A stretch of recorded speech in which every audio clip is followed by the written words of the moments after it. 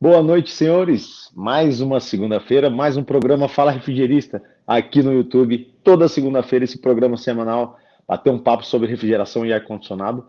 Não estou sozinho, diretamente de Blumenau, meu amigo Maicon Arcontec. Boa noite, Gran- Maiconzinho. Boa noite, Bessa. Tudo certo, meu amigo? Tudo bem, meu Tranquilo? querido? Ó, e hoje o papo é bem legal, hein? Ó, sobre Ó, elétrica, hein? Hoje o papo vai ser fantástico. Boa noite a todos que estão chegando aqui junto também. E essa live de hoje promete, que a gente nunca trouxe uma live sobre elétrica, né, Bessa? Então a gente vai aprender muito, né? Ainda mais sobre aterramento, né? Maiconzinho, não estamos sozinhos, diretamente de Paulínia. Boa noite, Adriano Maresia. Boa noite, meus amigos. E não posso deixar de desejar uma ótima semana para todo mundo. Um beijo no coração, que Deus nos abençoe e nos dê prosperidade, Bessinha.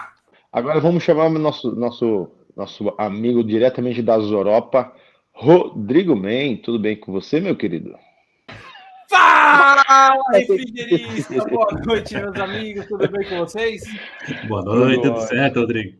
Ó, a gente tá com o Rogério aqui embaixo, que já vamos chamar ele aqui. Boa noite, Boa Rogério, noite. tudo bem?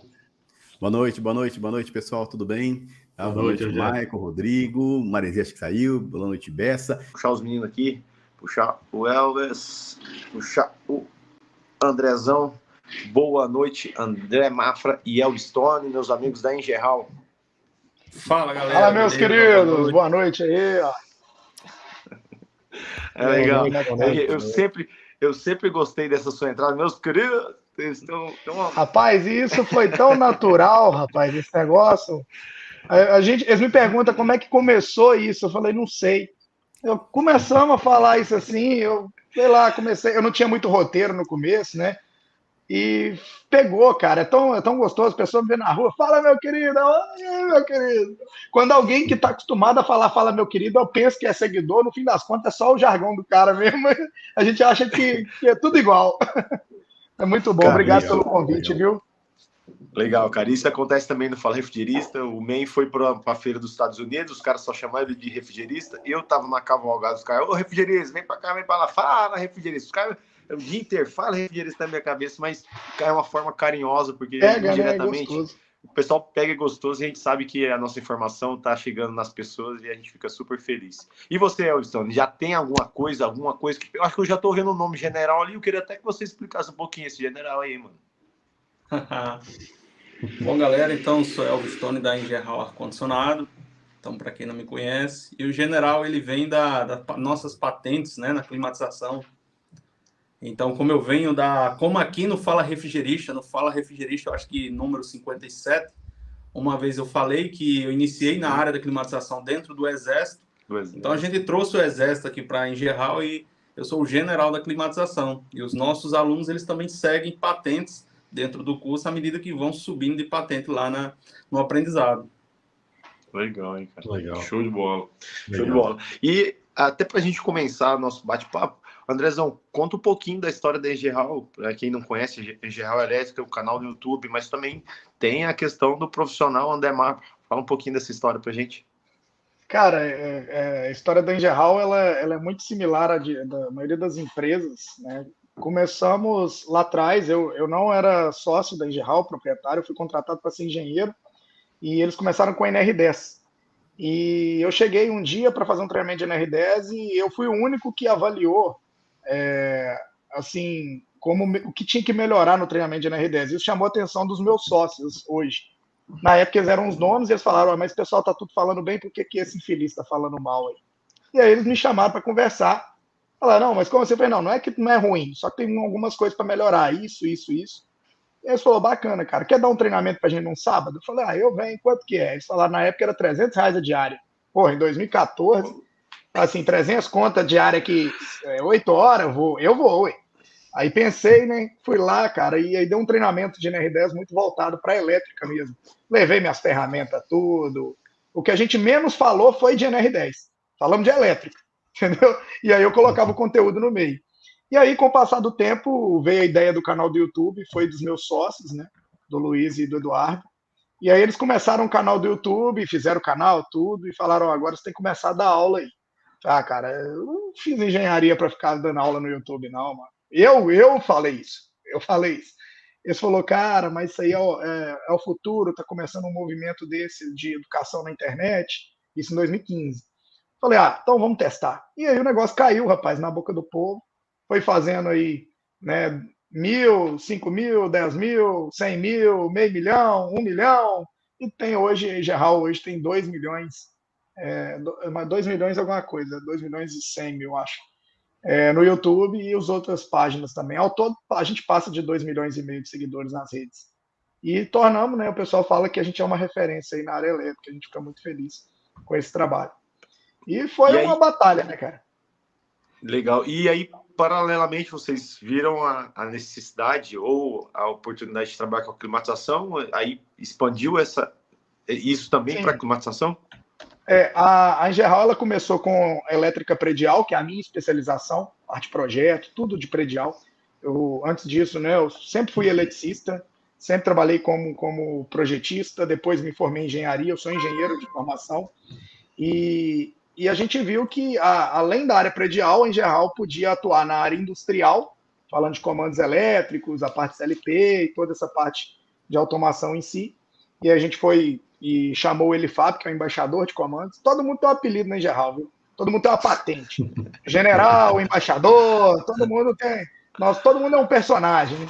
E aí a gente trouxe o embaixador, abrimos uma área industrial, e aí nisso eu conheci o Elvis. E a gente tinha visto que alguns vídeos que eu tinha feito sobre instalação de ar-condicionado, inclusive da minha própria casa na época, fiz uma pequena série, eu vi que eu estava performando muito bem. Eu vi que o pessoal pesquisava muito, né? Engeral ar-condicionado. A gente viu nas pesquisas do Google. Falei, cara, deixa eu entender um pouco mais desse mercado. Eu comecei a fazer os primeiros vídeos, tomei uma pancada de... Eu acho que eu virei meme no começo. Colocaram um negócio meu lá que eu falei não sei o que, taca gás, aí me sacanear, cara. Aí eu falei, essa cambada dessa turma da geração tá me ferrando aí, né? Mas não desisti, não. Eu só entendi uma coisa com isso. Eu falei, eu não vou querer aprender tudo, eu vou arrumar um cara que sabe para poder ensinar esse povo, não vou ficar me inventando moda, não. Aí, cara, e foi uma frase que eu até aprendi com isso, foi por causa dessa situação de climatização. A gente não precisa saber tudo, mas a gente precisa conhecer pessoas que saibam aquilo que a gente não sabe. E aí eu comecei a trazer os especialistas e formar um time realmente.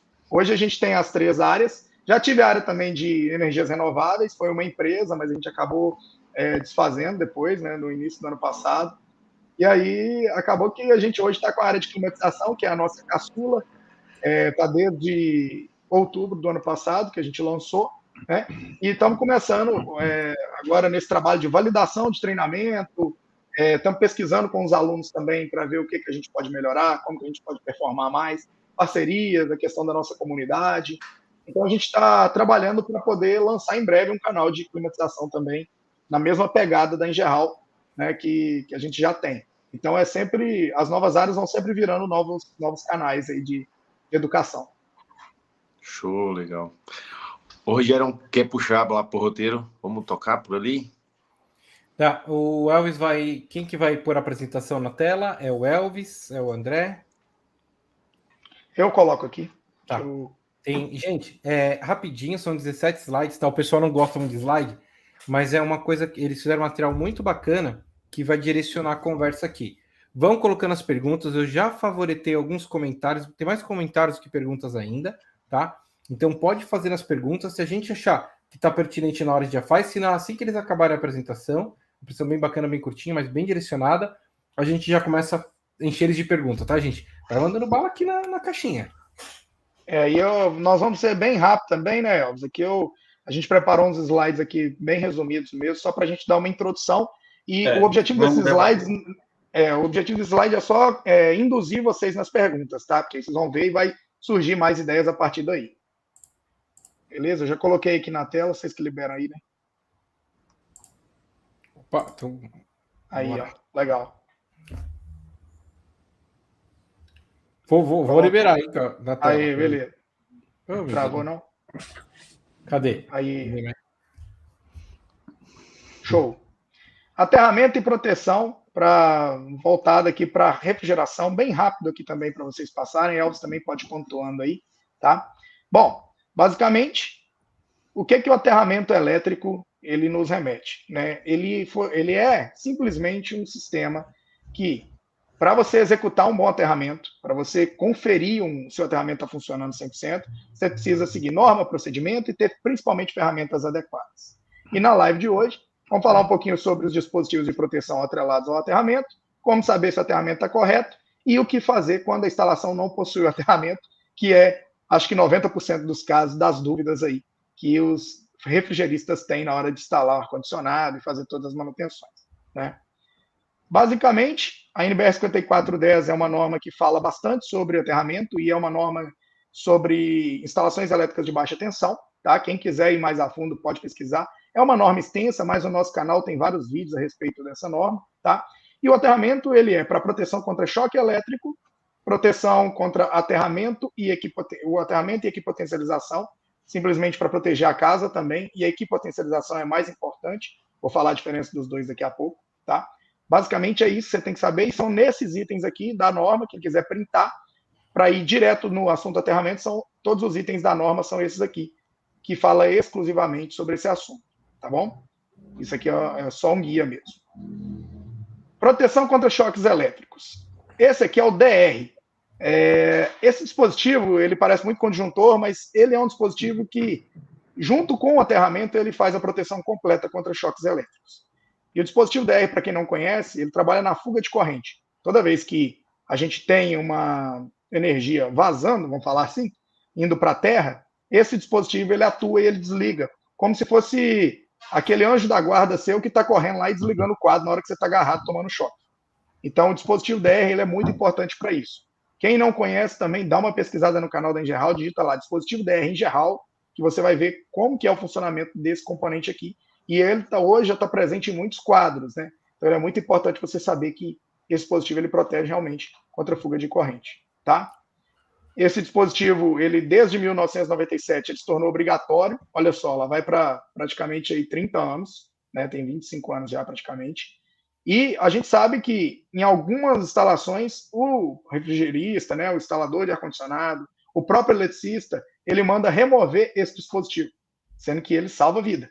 Então, a gente bate muito nessa tecla lá no canal da Engerhal para vocês entenderem a importância dele, porque ele é chatinho, né? Se tem uma ligação errada, ele vai atuar, ele vai cair e vai desligar. Então, eles preferem remover, tirar uma proteção, do que deixar ela lá. É como se você estivesse andando de carro a 150 por hora sem o cinto de segurança. Ah, não, vou tirar o cinto de segurança do meu carro. É a mesma situação, que o DR ele protege realmente os circuitos contra o choque elétrico. Tá? Extremamente importante. E aqui aconteceu uma situação em Natal, né, Elvis? Isso mesmo. Aí nós se deparamos, infelizmente, com um refrigerista, né, gente? Aí, nessa situação, o refrigerista recebeu um chamado para olhar um ar-condicionado num restaurante. E chegando lá, infelizmente, ao tocar no ar-condicionado, ele sofreu aí esse choque e por lá mesmo ele ficou. Então, veio a óbito e veio a perícia, veio depois, né, fazer toda a perícia do local, ver o porquê, o que é que aconteceu. E foi constatado a falta de aterramento e a exclusão lá do DR que possuía. Então, foi excluído o DR da instalação, como também não possuía aterramento. E olha só, um óbito por causa disso, de um profissional que estava trabalhando com refrigeração. É raro de acontecer? É raro, mas acontece. Está visto aí, né? Bom, o aterramento, um dos objetivos dele é escoar realmente as correntes de fuga para a terra, e isso protege as pessoas, preserva os equipamentos também, porque ele oferece um caminho em paralelo para a terra que tem menor resistência. E a terra sempre terá um potencial menor. Então, quando você tem um aterramento bem feito e está adequado, você está simplesmente protegendo a sua instalação, tá? Menor resistência, quanto menor a resistência, melhor será o caminho da corrente de fuga. Tem um vídeo da Engerhal falando sobre aterramento, esse print até de lá, tá? Quanto menor a resistência do aterramento, melhor vai ser a corrente de fuga, melhor vai ser o aterramento, tá? E usa-se, para fazer a medição de aterramento, um aparelho chamado termômetro. Só que aí, tá até errado aqui, tá, gente? Não é termômetro, não, é termômetro, tá? Esse equipamento, ele é um equipamento específico que faz essa medição, porém, dificilmente o refrigerista vai utilizar esse aparelho. E aí a gente vai explicar outras formas aqui que visualmente vai atender também, tá? É um equipamento mais para uso profissional do eletricista, quando ele trabalha especificamente com sistemas de aterramento, tá bom? Aí eu vou deixar as perguntas para daqui a pouco, porque aqui eu já deixei as perguntas para o final. Se quiserem tirar aí, ó, pronto. Cortei aqui. Então, gente, basicamente, todo mundo tem algumas dúvidas assim. Aterramento TNS, TT, não sei o quê, todas as dúvidas que tiverem aqui, os meninos podem selecionar que a gente tira. Só que, lembra que eu falei da palavra aterramento e equipotencialização? Eu bato nessa tecla há alguns anos no canal. O eletricista, o refrigerista, às vezes ele fala, não, eu tenho que fazer o aterramento aqui, vai lá, finca uma haste, liga o cabinho verde na máquina e pronto. Gente, isso não é aterrar, tá? Isso você está simplesmente achando que você está aterrando. Dependendo da situação, esse aterramento ele pode virar contra a máquina e piorar toda a instalação por causa dele ser um aterramento exclusivo sem a proteção adequada. Então, a gente fala sobre aterramento TT, não é o mais eficiente, na minha opinião, que é o terra-terra exclusivo. Eu, particularmente, eu prefiro sempre equipotencializar. E, André, o que é equipotencializar? Quando você tem um neutro aterrado da concessionária, já chega o neutro. Nas máquinas, nas redes monofásicas aí, sempre vai ter um neutro, 220 monofásico.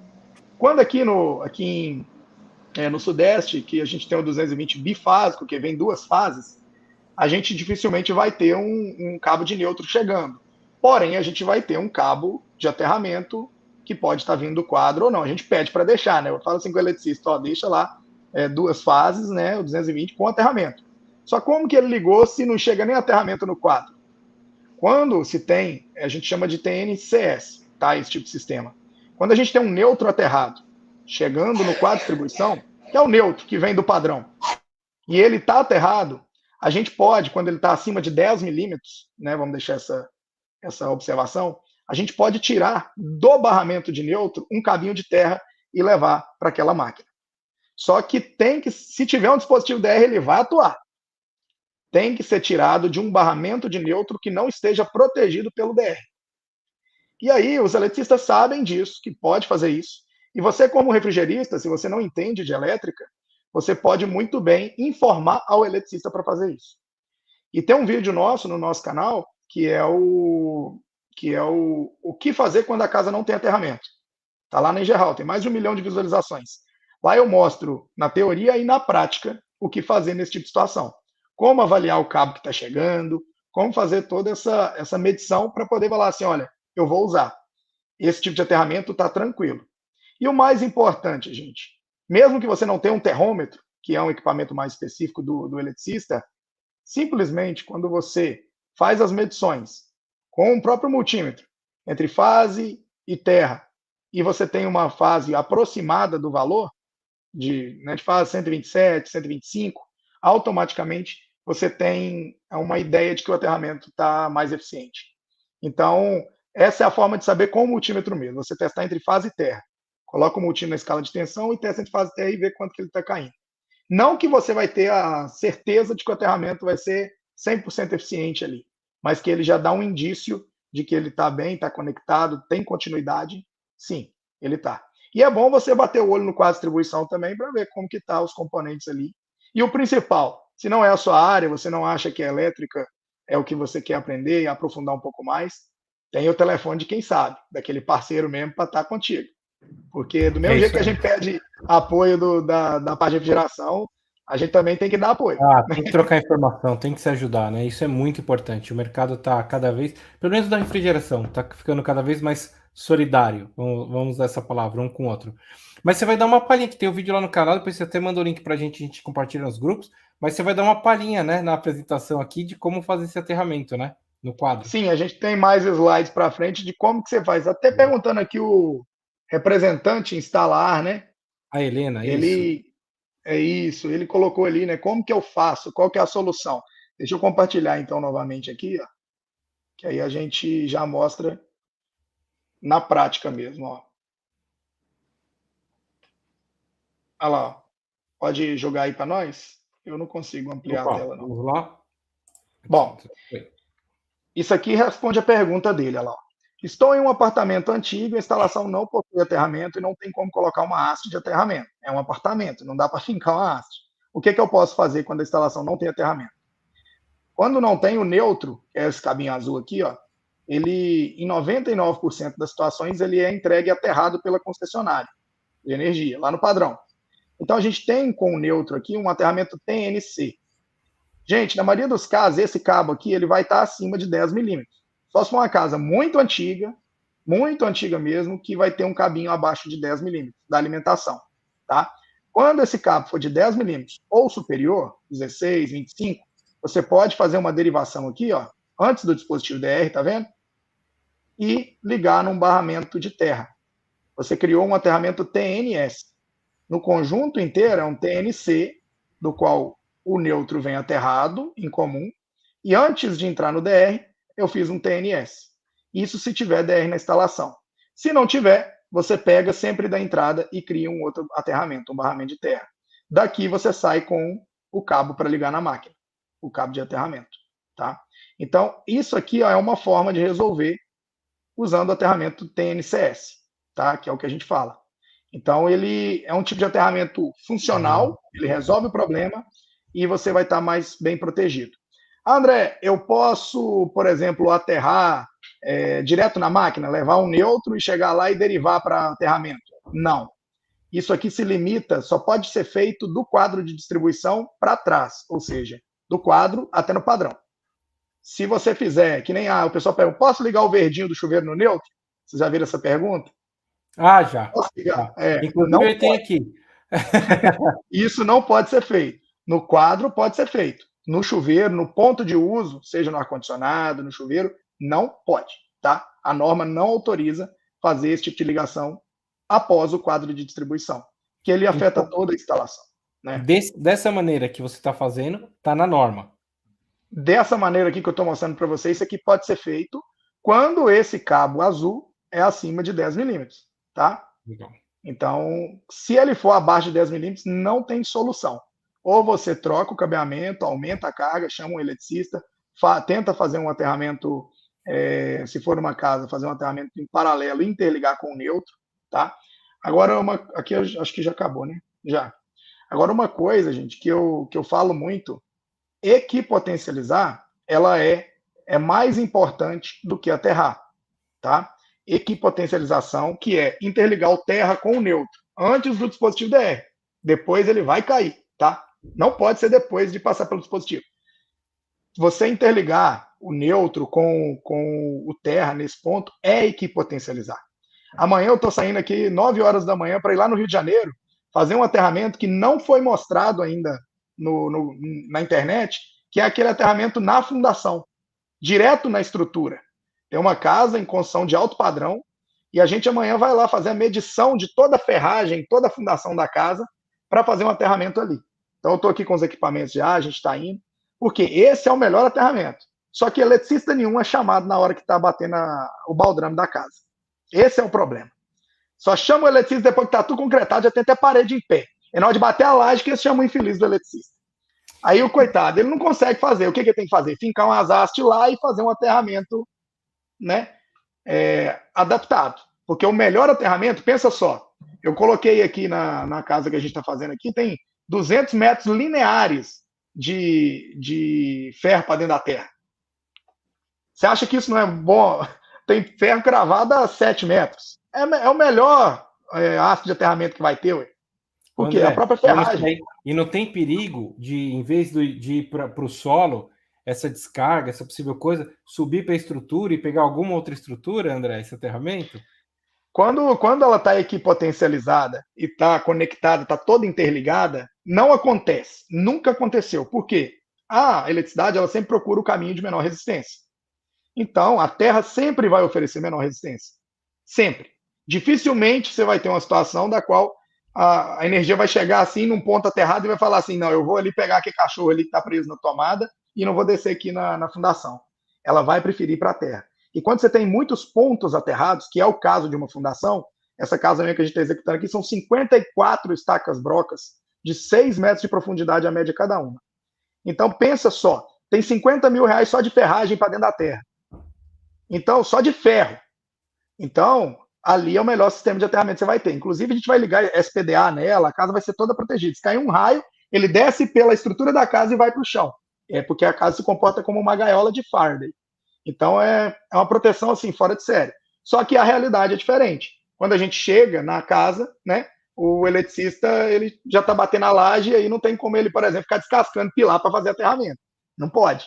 Então, a gente quer cada vez mais mostrar a importância do eletricista pegar a obra no começo, entendeu? O que custa projetar isso, né? Você já projetar... Cara, e é tão barato. Que a gente chama compatibilizar projetos. Exatamente. Você ganha dinheiro também, construtor. Você ganha dinheiro, você economiza ferro. São só umas artes. Mas economiza, deixa uma coisa mais segura, uma coisa mais eficaz. Melhor. Põe isso no projeto. Não precisa nem eletricista chegar lá na hora, que beleza. Pois é. O pessoal perguntou aqui, mas o ferro não está em contato com a terra, não tem problema?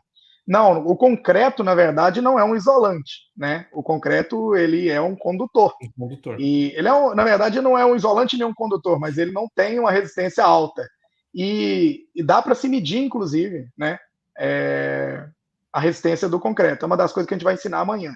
Vou fazer alguns stories e tudo, mas vai uma aula completa no canal e vai um curso completo na nossa comunidade depois, para a galera que tiver mais dúvidas só sobre aterramento. E tem outra pergunta também da gaiola, que o pessoal perguntou, estava aí na tela. A gaiola de Faraday? A gaiola de Faraday podem pesquisar a respeito, né? Vamos dar um exemplo prático, né? Quando você está indo de carro, bateu num poste. E aí caiu um cabo, está energizado. Não tem religador automático na rede, está energizado. O que você faz? Você tem que sair do carro? Como que você faz? Vocês já viram vários acidentes nessa situação, né? O que acontece? Quando cai um raio ou é energizado um carro, ele é todo de ferro, todo metálico. Por fora dele, está tudo energizado. Se chega alguém de fora e encosta a mão numa porta, ele vai ser eletrocutado. Mas quem está dentro não tem risco nenhum, porque a corrente elétrica ela só percorre pelas extremidades. Então você pode estar dentro do carro, abrir o vidro e pôr a mão do lado de fora do carro, que você vai estar no mesmo potencial da rede. Agora, se você abre a porta, você está dentro do carro e pisa no chão, você aterrou, e aí você vai virar o condutor. Então, a gaiola de Faraday, foi Faraday que descobriu isso, né, há quase 200 anos atrás, se não me engano, ela se comporta desse jeito. A eletricidade ela sempre vai passar pelas extremidades e o miolo vai estar no mesmo potencial. Se você bater um carro num poste, fica dentro do carro. André, o carro começou a pegar fogo. Abre a porta, sobe no carro, na porta dele, e tenta pular o mais longe que você conseguir. Só que pula para você ficar firme. Tem um vídeo também no canal da Engerral dando essa orientação. Pula para ficar firme, com os dois pés. Tenta não dar passos largos, porque você ainda vai estar no potencial do carro. E quando você cair com os dois pés firmes, o mais distante que você conseguir do carro, você está num potencial e depois você dá passos curtos, bem curtos. E aí você consegue sair. Agora, o carro não pegou fogo, não aconteceu nada, fica dentro do carro. Espera desenergizar, tenha certeza que a concessionária desligou e aí sim você sai do carro. É só no caso de incêndio mesmo que você tem que pular, mas não pisa fora não, meu amigo. E a gaiola de Faraday é isso. Eu tinha um experimento na faculdade que eu enfiei dentro de uma gaiola mesmo, de metal, de tela de galinheiro, e eu dentro da gaiola e eles aplicaram. Né? Se eu não me engano, a nossa bobina, ela entregava 10 ou 12 mil volts na gaiola e eu dentro com a mão assim, eu não tomava choque, entendeu? A corrente era baixíssima, não tinha risco, mas o pessoal via o raio, né, saindo da bobina e entrando nela, que era uma tensão muito elevada e não tem risco nenhum por causa da gaiola de Faraday. É uma blindagem eletrostática, uma coisa natural. Parabéns para você, André. Nem por 1 milhão, né? Coragem. É técnica, pura técnica. Ali até a entrada, só não subia. Mas é bacana. Vamos continuar com a apresentação e depois liberar as perguntas? Essa aqui, ali era só aquela mesmo, né, Elvis? Você tem mais alguma parte ali de perguntas, Elvis? Lá nos slides mesmo tem uma sequência que até foram... A gente conversou e chegou uma quantidade de perguntas. Só pegar. Deixa eu voltar aqui, foi mal. Não, imagina. Vamos lá. Aí. Primeira pergunta, então, né? Tá. Vamos lá. Então, se não tem aterramento, há soluções técnicas? Aquele exemplo que a gente falou sobre o aterramento TNCS é uma solução. Cabo de neutro acima de 10 milímetros, você tem como tirar do cabo de neutro e fazer um aterramento, o TNCS. Depois eu vou deixar o link lá do canal, mas quem quiser procurar depois é o que fazer quando a casa não tem aterramento. Tem esse vídeo lá que ensina detalhadamente, né? 2. Posso fazer o aterramento no para-raio do prédio? E o que vocês acham? Pode ou não? Agora isso daí é um caos. Mas eu comentei à tarde, porque infelizmente a gente trabalha com sistemas centrais, né? Cara, a gente chega às vezes na laje do prédio e a gente vê o aterramento das máquinas no para-raio. Eu não sei de onde o ser humano tira, né, essa possibilidade, mas infelizmente não foi uma vez, viu? Não é caso inédito, não. Tá. Então, gente, não pode, principalmente lá em cima, na parte de anel de SPDA, né? A parte de proteção lá em cima, o rebar. Por quê? Pensa só. Quando cai um raio ali no para-raio, ele vai descer numa tensão e numa corrente gigantesca. É um raio. É uma descarga que a gente não consegue nem medir, para você ter uma ideia. Ela é muito rápida e não se tem equipamento que... Existe chute, né? De tantos mil volts, né? Mas não se dá para medir, porque não é igual. Então, quando a gente tem uma conexão por raio num para-raio, o caminho tem que estar 100% livre para ele descer para a Terra. Ele pode estar aterrado, o para-raio hoje, né? Já se constrói prédio usando a própria estrutura do prédio, fundação, né? Só que é tudo pensado e projetado para segurar uma descarga atmosférica.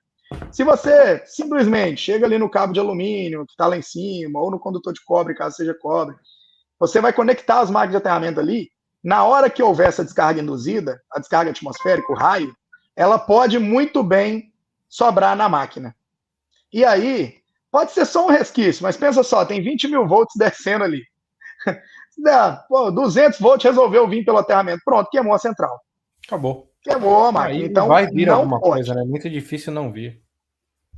E porque sempre vai ter um resquício, a corrente ela pode muito bem entender que ela lá em cima do prédio.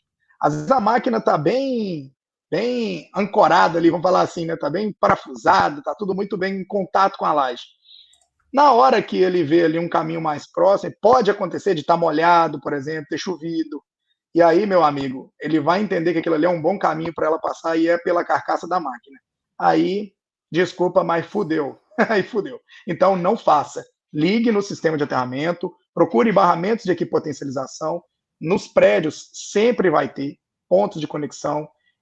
Torre de elevador sempre tem, é por norma. Então, procure o mais próximo para poder fazer essa conexão. Mas no SPDA, não. Tá? Deixa o sistema exclusivo para descarga. Aí eu tenho outra aí, aterramento no potinho de margarina. Ô Elvis, e aí, Elvis? É bom, depende da marca, se é Quali. Né? Isso aí é por causa do Rogério. Isso daí é coisa do Rogério. Né? O Rogério contou, não acreditei, gente. Isso daí é verdade. Eu fazia muita instalação de fogão, lavadoras da Brastemp, tá? Então, antigamente, você tinha que retirar um cartão que ia atrás ali da lavadora ou do fogão. Então, você ia lá, o autorizado Brastemp, retirava, preenchia dele e recebia para essas instalações, né? Eu já cheguei em casas de cliente e, como eu falei, não foi uma só, que tinha um potinho de margarina com um preguinho, tá? Meu Deus. Com terra dentro, lógico, né? E o fio verde, que vinha um fio e vinha uma etiqueta, tá? E dizendo assim, esse produto é obrigatório aterramento. Todo equipamento vem essa etiquetinha verde e o fiozinho verde para poder aterrar. E o cara que ele fazia, colocava num potinho de margarina ali, colocava no maior cara de pau. E chegava e falava, meu Deus do céu, o que é isso daqui, né? Tá aterrado o produto, tá pedindo. Cara, é cômico se não fosse trágico, né, Rogério? Porque, pelo amor de Deus, tem muita situação que a gente fica assim, não, bicho, eu não me estudei para ver isso, não. Aí é muito. André, mas recentemente... Depende do tamanho do pote, né, Samuel? André, mas recentemente eu fui na casa de um conhecido nosso, um nome bem diferente. Ele instalou uma máquina inverter, não fui eu, fui lá só corrigir. E eu sofri um choque na máquina e eu perguntei, porque ele é eletricista, cadê o aterramento? Ele fez, tem aterramento. O instalador disse que fez o aterramento. Beleza, a gente foi seguindo o cabo do aterramento da máquina, o cara pegou um prego, enrolou no prego e bateu lá na parede dele lá, no cabo. Que beleza, hein? Gente, infelizmente tem Você essas não falou aberrações. que não dá para fazer na estrutura da casa? Por que não?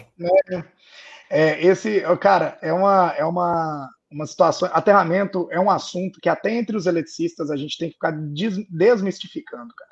É uma situação, e é simples. Quando eu falo equipotencializar, é mais importante do que aterrar. E equipotencializar é simplesmente você juntar todas as massas metálicas da instalação, que é pegar o cabo de neutro que chega aterrado, com os cabos de terra, fazer um barramento para isso e pronto, você não vai ter problema. Por que eu falo que o aterramento TNC, que vem da concessionária, é o melhor? Quando você põe um padrão de luz na sua casa, um relógio medidor, o que a concessionária manda você fincar junto? Uma haste. E aí, pelo menos uma. Tem concessionária que manda 2, 3, depende do tamanho da carga do seu padrão. O que ela manda isso? Ela manda você fincar essas hastes e aí ela interliga com quem? Com o neutro. E o neutro leva lá para o transformador, lá na rua. E aí as suas hastes estão interligadas no neutro, que está interligado no transformador, que está interligado nas hastes da concessionária, que está interligado com o neutro do seu vizinho, que é tudo um neutro só. E aí você tem o melhor sistema de aterramento vindo da própria concessionária. Quando você chega em casa, pega tudo isso e interliga com o seu sistema de aterramento, além de reforçar ainda mais a sua proteção, você está economizando. Você está evitando de ficar com um monte de haste, você está evitando um monte de dor de cabeça. E principalmente, você está criando um sistema de aterramento que vai ser eficiente. Por isso, equipotencializar é a palavra. É mais importante do que apenas aterrar. Tá? E aterramento a gente vê aos montes desse jeito aí. Isso aí, eu fui recentemente numa auditoria, né, numa vistoria de uma máquina de uma das nossas sedes em Belo Horizonte, e a gente foi retirar a máquina, tirou o cabinho de aterramento, estava com um palmo para dentro da tubulação, assim, não tinha aterramento. A máquina não estava aterrada. E eu estava indo para liberar o serviço. Né? A gente contratou, terceirizado um rapaz lá, falei assim, meu Deus do céu. Falei com o cara, falei, irmão, o que é isso? Você logo aqui, você vem aqui em casa fazer um negócio desse, meu irmão. E realmente, os caras deixam a desejar nesse tipo de questão. Além, né, das outras questões de acabamento e muito mais que a gente fica pé da vida. Né? O Fábio... Deixa eu contar um negócio aqui, agora que eu tô lembrando. Cara, você lembra antigamente, as lavadoras Brastemp, ela vinha com uma garra para colocar no cano de água? Acho que ninguém é desse tempo, né? Acho que nem o marido. Brastemp. Eu tô tentando aqui a garra, mas... Ele vinha uma garrinha que você apertava aqui, que ela ficava do tamanho... apertava. Ela sim, ela tinha tipo uma abraçadeira RSF. Isso, lembrei. Ela colocava no encanamento de água, porque a maioria dos encanamentos de água era de ferro. Então, o próprio fabricante mandava essa garra para ser colocado ali. Já vinha próprio da fábrica. Já acredita nisso, cara? Olha como é que Melhor do que nada. Melhor do que nada. Sim, né? Você tem ali, antigamente tinha muita tubulação metálica. Né? Os canos eram de ferro. Então, hoje não existe isso, lógico, né? Não tem nem cano de ferro mais, uma casa ou outra, pode ser que tenha. Mas vinha dessa forma. Falando agora aí que eu lembrei desse detalhe, que o próprio fabricante mandava para aterrar nos canos de ferro da entrada de água, essa garrinha, tá? Essa garrinha jacaré. Talvez eu tenha jogado, sei lá, na oficina aí, eu vou até lembrar de procurar essa garrinha aí. Eu lembro dessa, na hora que você falou, Rogério, eu lembrei, na casa da minha avó tinha. Eu tenho uma dessa aqui, uma relíquia dessa aqui guardada. Eu vou ver se tem essa garra aí, Rogério. Pois é. Vamos fazer um vídeo sobre isso, Marco, que é muito legal, tá? Falar um pouco sobre isso aí. Se eu soubesse, eu tinha feito um vídeo mostrando isso aí. Muito legal isso. O Fábio, lá do Caprege, perguntou: o aterramento TNC é aprovado nas garantias dos fabricantes de ar-condicionado? Olha, lembra que eu falei que o aterramento TNC ele se restringe até o quadro de distribuição? Então, não é aprovado se você fizer um TNC na máquina. Não pode, por norma, fazer um TNC na máquina, senão vai ser a mesma situação de ligar o verdil do chuveiro no neutro. Você pode fazer TNC até o quadro de distribuição dentro de uma instalação e quando o neutro está acima de 10 milímetros. 10 milímetros ou mais, né? Igual ou maior que 10 milímetros. Menos que 10 milímetros não se pode fazer TNC, porque o condutor pode se romper e aí você perde a proteção. E você não pode fazer na máquina. Se você chegar com cabo de neutro na máquina e dele derivar para o aterramento, com certeza você vai perder a garantia, porque isso não pode nem na norma NBS 5410. E lógico que os fabricantes, eles se baseiam nas normas de instalações elétricas para poder dar as garantias deles. Tá? Então, TNC na máquina, não. No quadro de distribuição pode, seguir nessa orientação que eu falei dos 10 milímetros. Rogério, Marizia, Michael, vou pedir uma gentileza para vocês ir favoritando, se já apareceu uma pergunta legal, que eu estou só aqui nos favoritos, só para passando na tela, pode ser? Beleza. Obrigado. O José Alves perguntou, André, a regra dos 10 milímetros, que você acabou de falar, né? É para 127, 220 ou ambos? Ambos, tá? A norma ela não coloca por nível de tensão. Eu sei que dificilmente numa instalação 220 monofásica você vai ter cabos acima de 10 milímetros no ramal de entrada. Você vê que a nossa sede em Natal, por exemplo, é um trifásico com 10 milímetros, né, Elvis? Mas na outra sede antiga, lá em Extremosa, era trifásico 4 milímetros. Então você não teria um condutor desse. Qual que foi a solução nossa lá em Extremosa? Fizemos uma malha de aterramento com 3 hastes e interligamos ela com cabo saindo entre as hastes, a gente usa cabo 50, que por norma também manda usar um trambolho desse tamanho aqui para aumentar o contato com a terra. Então fizemos a malha de aterramento e ligamos um cabo 10 saindo da haste até no quadro e chegou lá, a gente interligou com o neutro. Aí sim no barramento de neutro, tá? Então a gente reforçou o aterramento para a nossa haste, mas dá um trabalhinho a mais, não é muito o serviço que o refrigerista vai fazer, mas ele pode conversar com o eletricista para orientar e fazer um aterramento mais adequado. Mas a regra do 10 milímetros ela vale para ambas as tensões. Eu vou chamar do Glaucio aqui, mas antes eu vou puxar duas que acho que tem a ver. Tá falando bastante de hastes. Aí duas coisas, né? Uma consideração aqui e depois uma pergunta. Boa noite. Na minha casa aterrei 4 varas de haste de 3 metros.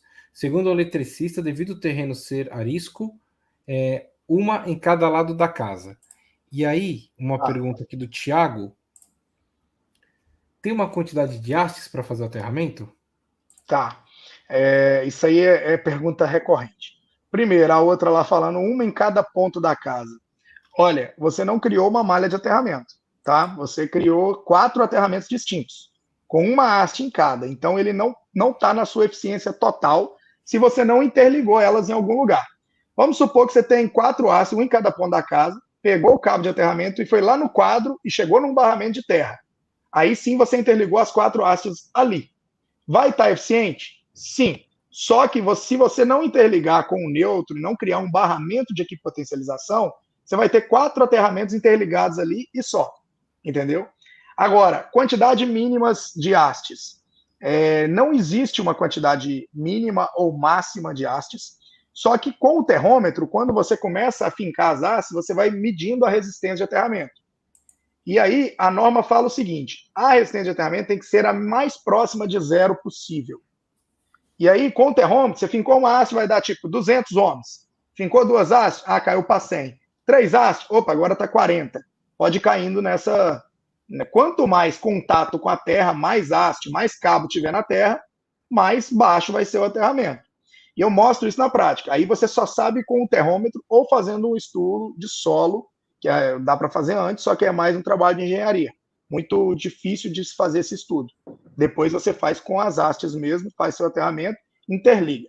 Tem um vídeo no nosso canal, que é um aterramento que eu fiz no meu sítio. A casa já estava construída, e eu construí uma nova fundação em volta de varanda, e eu resolvi quebrar minha fundação para fazer um aterramento estrutural.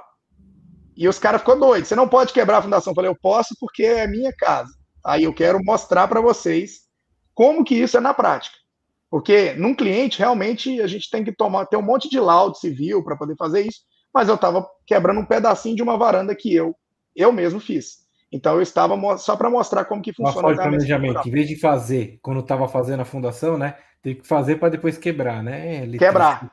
Eletricista é foda, bicho. Vou te falar. Ô, raça ruim. Mas, realmente, e eu quebrei um pedacinho, coisa boba, descasquei e consegui fazer um aterramento. Só que aí eu fui mostrando como que foi se comportando. O mais valioso de tudo não foi meu aterramento, foi a aula que saiu, meu. Porque eu finquei uma haste, deu uma medição de 120 ohms. 2 hastes, caiu para 80. 3, caiu para 40. Interligou com o neutro, tem 4 ohms. Interligou na ferragem, pronto, zerou.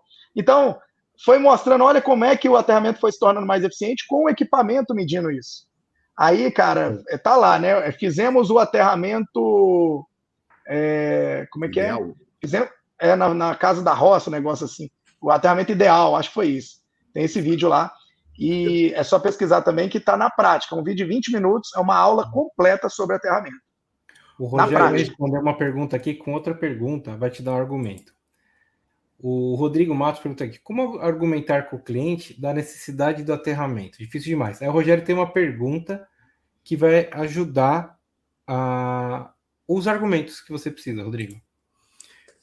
Quais são os riscos que tem, ou seria para o André ou para o Elvis, né? Os riscos que tem de não ter aterramento, tanto para o equipamento como também para as pessoas. Quer puxar aí, Elvis? Sim. Pronto. Um exemplo foi esse que eu citei, do acidente, né? Que isso aí é o que é mais valioso, né? Que é a vida. Então, eu já entrei em áreas técnicas, eu estou cansado de entrar em área técnica, até de apartamento mesmo, de alto padrão, e eu sofri um choque. Só que quando você vai ver, o cara cortou lá o cabo de aterramento. Ele só interligou o que ele interessava, que era fase neutra comunicação. Então, tem cabo desencapado em área técnica, tem muitas coisas que você encontra em área técnica de ar-condicionado, mas é por causa daquele cara que não está nem aí para a segurança da máquina, não está nem aí para a segurança de quem vai voltar lá para fazer o serviço, e até mesmo para o cliente. Então, o aterramento ele vai para a segurança das pessoas em si, né? Das pessoas que eu falo. Cliente, você não sabe. Digamos assim, tem um cliente que às vezes a máquina é baixa, o cliente está de pé descalço ali e quer limpar um filtro. Tem cliente que tem mania de pegar um pano úmido e passar ali nas aletas, passar em toda a máquina ali, e aquela máquina ali não está aterrada, né? E o outro caso é a questão da máquina em si, né? A proteção da própria máquina. Dizem que equipamento inverter não presta. Não presta, eu acredito que é quem não sabe instalar corretamente e a questão de tem que ter uma elétrica correta. Então, o aterramento, ele salva o equipamento inverter, principalmente, porque o equipamento inverter ele é uma máquina top. É uma tecnologia muito boa, mas se você não tem uma elétrica adequada, e um aterramento para proteger aquela máquina, de que adianta você comprar uma máquina de R$3.000 tecnológica, a melhor do mercado, mas na hora de instalar tem até aterramento. Mas quem instalou, por exemplo, cortou lá o terra, desconsiderou que necessita de terra. No meu dia a dia, eu vejo mais máquina com terra cortado do que apartamento que não possui terra. Isso é horrível, né? É verdade. Isso é horrível. Complementando o que o Elvis falou, Rogério, além disso, a gente tem o risco, né, de choque elétrico, mas quando você tem um aterramento atrelado a um dispositivo IDR, você economiza energia, sabia disso? Não. Por quê? Eu vi ter uma quando pergunta você sobre tem... isso. Legal, olha lá. Ali, ó, o canal da Florzinha perguntou, olha lá. Com o aterramento bem feito, pode economizar energia? Não só o aterramento bem feito, mas também com o dispositivo DR. Eu tinha um cliente aqui em Lagoa Santa, contar uma história rápida. Aqui, da minha cidade, Lagoa Santa, aqui onde fica o aeroporto aqui de Belo Horizonte, né, pertinho do aeroporto. E aqui é muito alto padrão. É uma cidade considerada, né, uma estrelinha de Minas, junto com Nova Lima. Então, são cidades que têm muito condomínio e tal. E eu fui num cliente que ele não queria, ele tinha um eletricista abandonado a obra dele, e ele não queria fechar comigo porque eu estava colocando dispositivos obrigatórios, e um deles era o dispositivo DR, e no quadro dele teria um custo de aproximadamente R$800 a mais de dispositivo, que era mais de um, que era muito grande a casa. E aí, R$800 na época. Falei, não, mas precisa colocar, porque é assim, assado, assim, assado. Ele falou, cara, faça, e é advogado, ele falou, vou fazer um documento e eu assino para você que eu não quero isso na minha casa. Vai ficar caindo, não sei o que. Eu falei, então, desculpa, né, eu não vou ficar sem instalar, vou resolver seu problema, mas faz o documento então. E ele assinou um termo que ele não queria dispositivo DR na casa dele. Podia fazer aterramento e tal, mas não queria DR, porque não queria que o trem caindo na cabeça dele. Resultado, 1 ano e pouco depois, o que esse cara fez? Me liga. Cara, minha conta de luz veio muito alta, que não sei o quê, que não sei o quê, que não sei o quê. Falei, então vamos dar uma conferida aí. Aí assim que eu cheguei com o quê? Um dispositivo DR. Instalei ele no quadro e fui ligando os disjuntores todos. Na hora que eu liguei o disjuntor da iluminação do jardim, puf, caiu. Falei, ó, tem uma fuga no jardim. Como assim, não sei o quê? Falei, você mexeu com o jardim? Não, o jardineiro mexeu esses dias, plantou, colocou tubulação. Falei, ah, tá, me mostra onde mexeu. Foi lá, a grama ainda estava nascendo, achamos um cabo PP cortado e estava dando fuga. A conta dele veio R$900 a mais em um mês de energia. Se tivesse um dispositivo DR, ele tinha caído, e teria me chamado e não ficava ali perdendo energia na iluminação, e custou mais caro do que os dispositivos instalados para ele. Então, sim, DR, junto com o aterramento, economiza energia. Nesse caso, sim. Não, e outra coisa, o DR, além de economizar energia, o risco desse fio cortado ali no jardim, de passar um animal... Uma criança, um animal... E pegar molhado, cara, é horrível. O Elvis sabe muito bem, né? Houve uma situação que eu tomei um choque, foi até na nossa reforma de Natal, e eu tomei um trifásico dentro do quadro, nesses 3 dedos aqui, fechando um barramento. Estava energizado, o Elvis escutou o choque. A gente nunca tinha escutado um choque, a gente escutou. A casa já estava toda funcionando. Deu um pulo para trás, cara. Ele deu um pulo, ele estava do meu lado. Não, e assim, eu falo mesmo, cara, tá na chuva, se tá na chuva vai molhar, só bate carro quem dirige.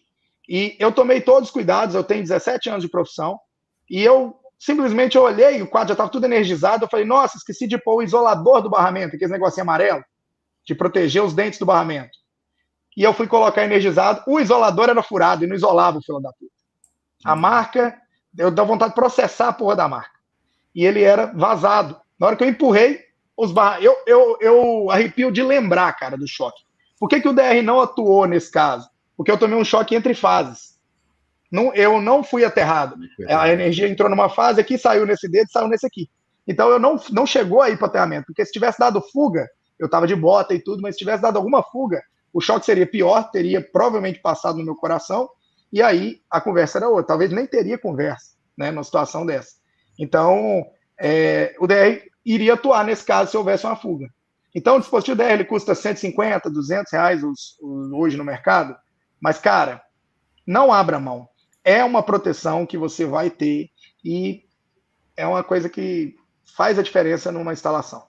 E não só um, né? Quantos você precisar, você tem que colocar assim. Ô, André, essa questão do choque é sempre o excesso de confiança, né? Exatamente. Sempre.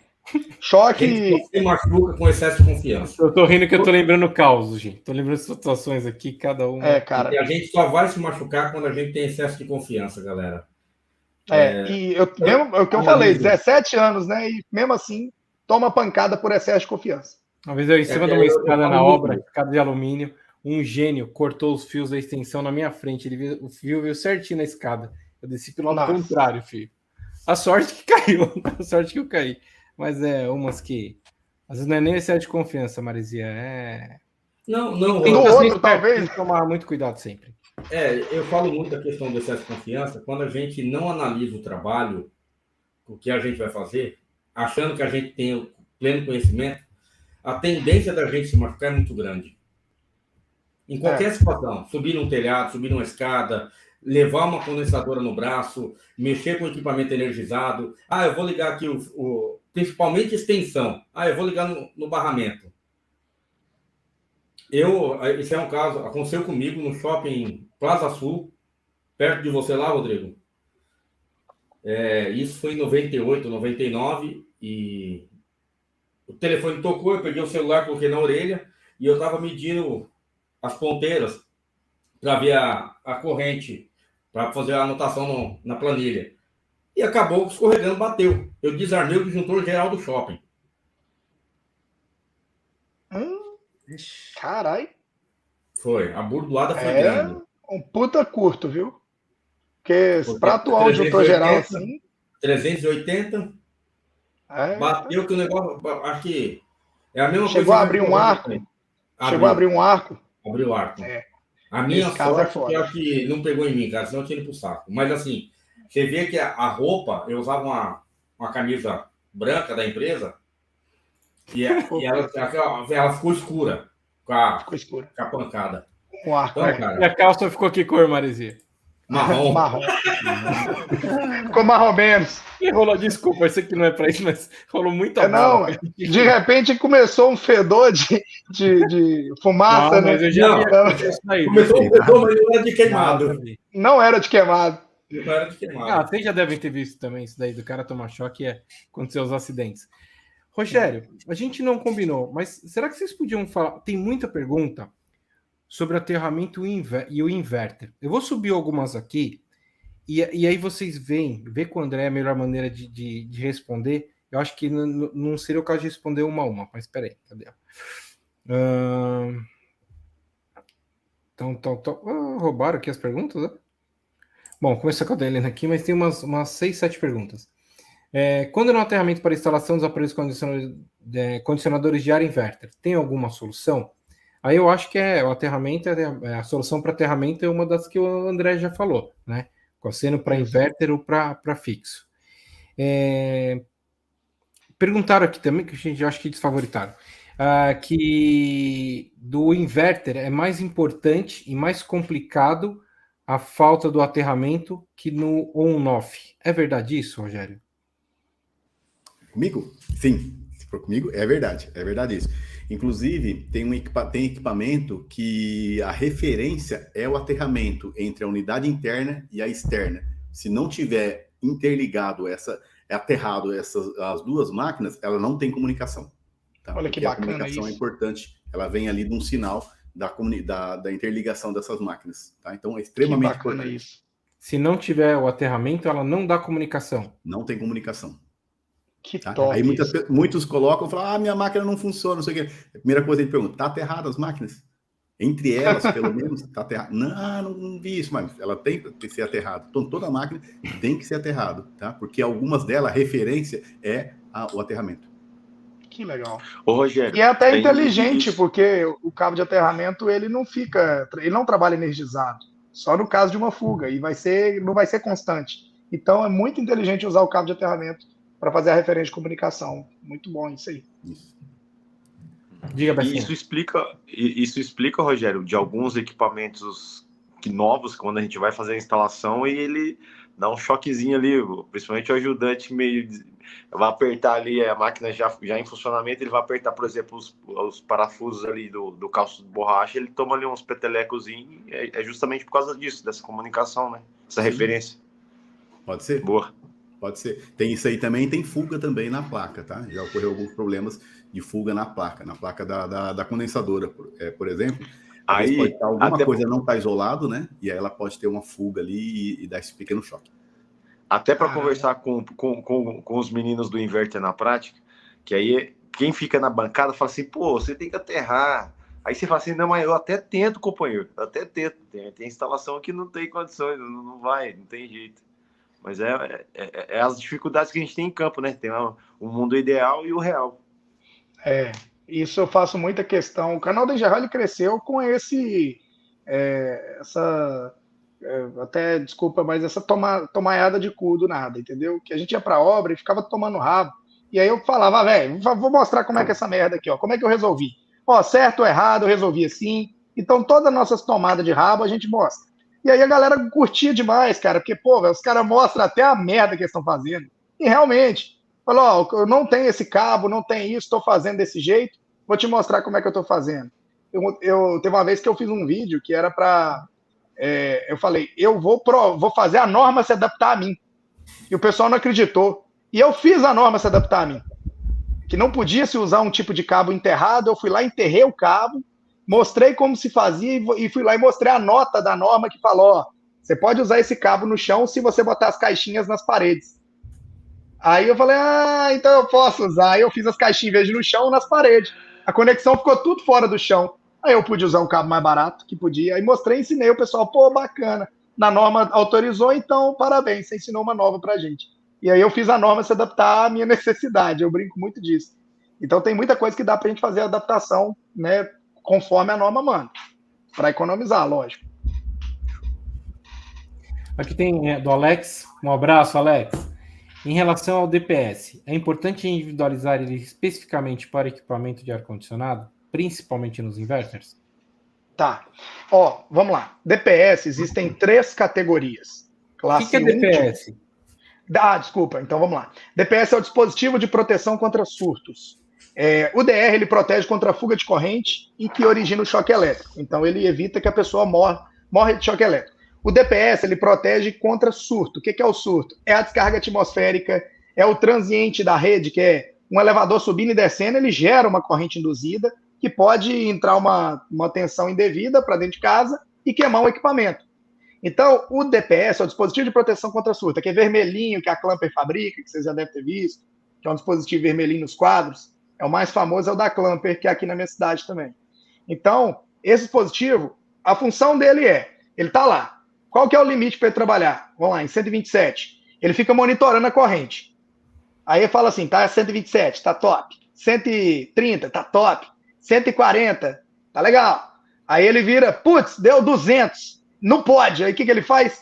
Ele simplesmente drena esse surto e dentro dele tem uma pecinha que é um varistor, tem até dentro de alguns componentes eletrônicos de algumas máquinas também, e esse varistor ele é como se fosse um loop. Então o surto, essa corrente elétrica elevada, né, essa tensão elevada, perdão, ela entra dentro dele e fica ali até ela falar assim, puta que na merda, não aguento mais, cansei, vou parar por aqui.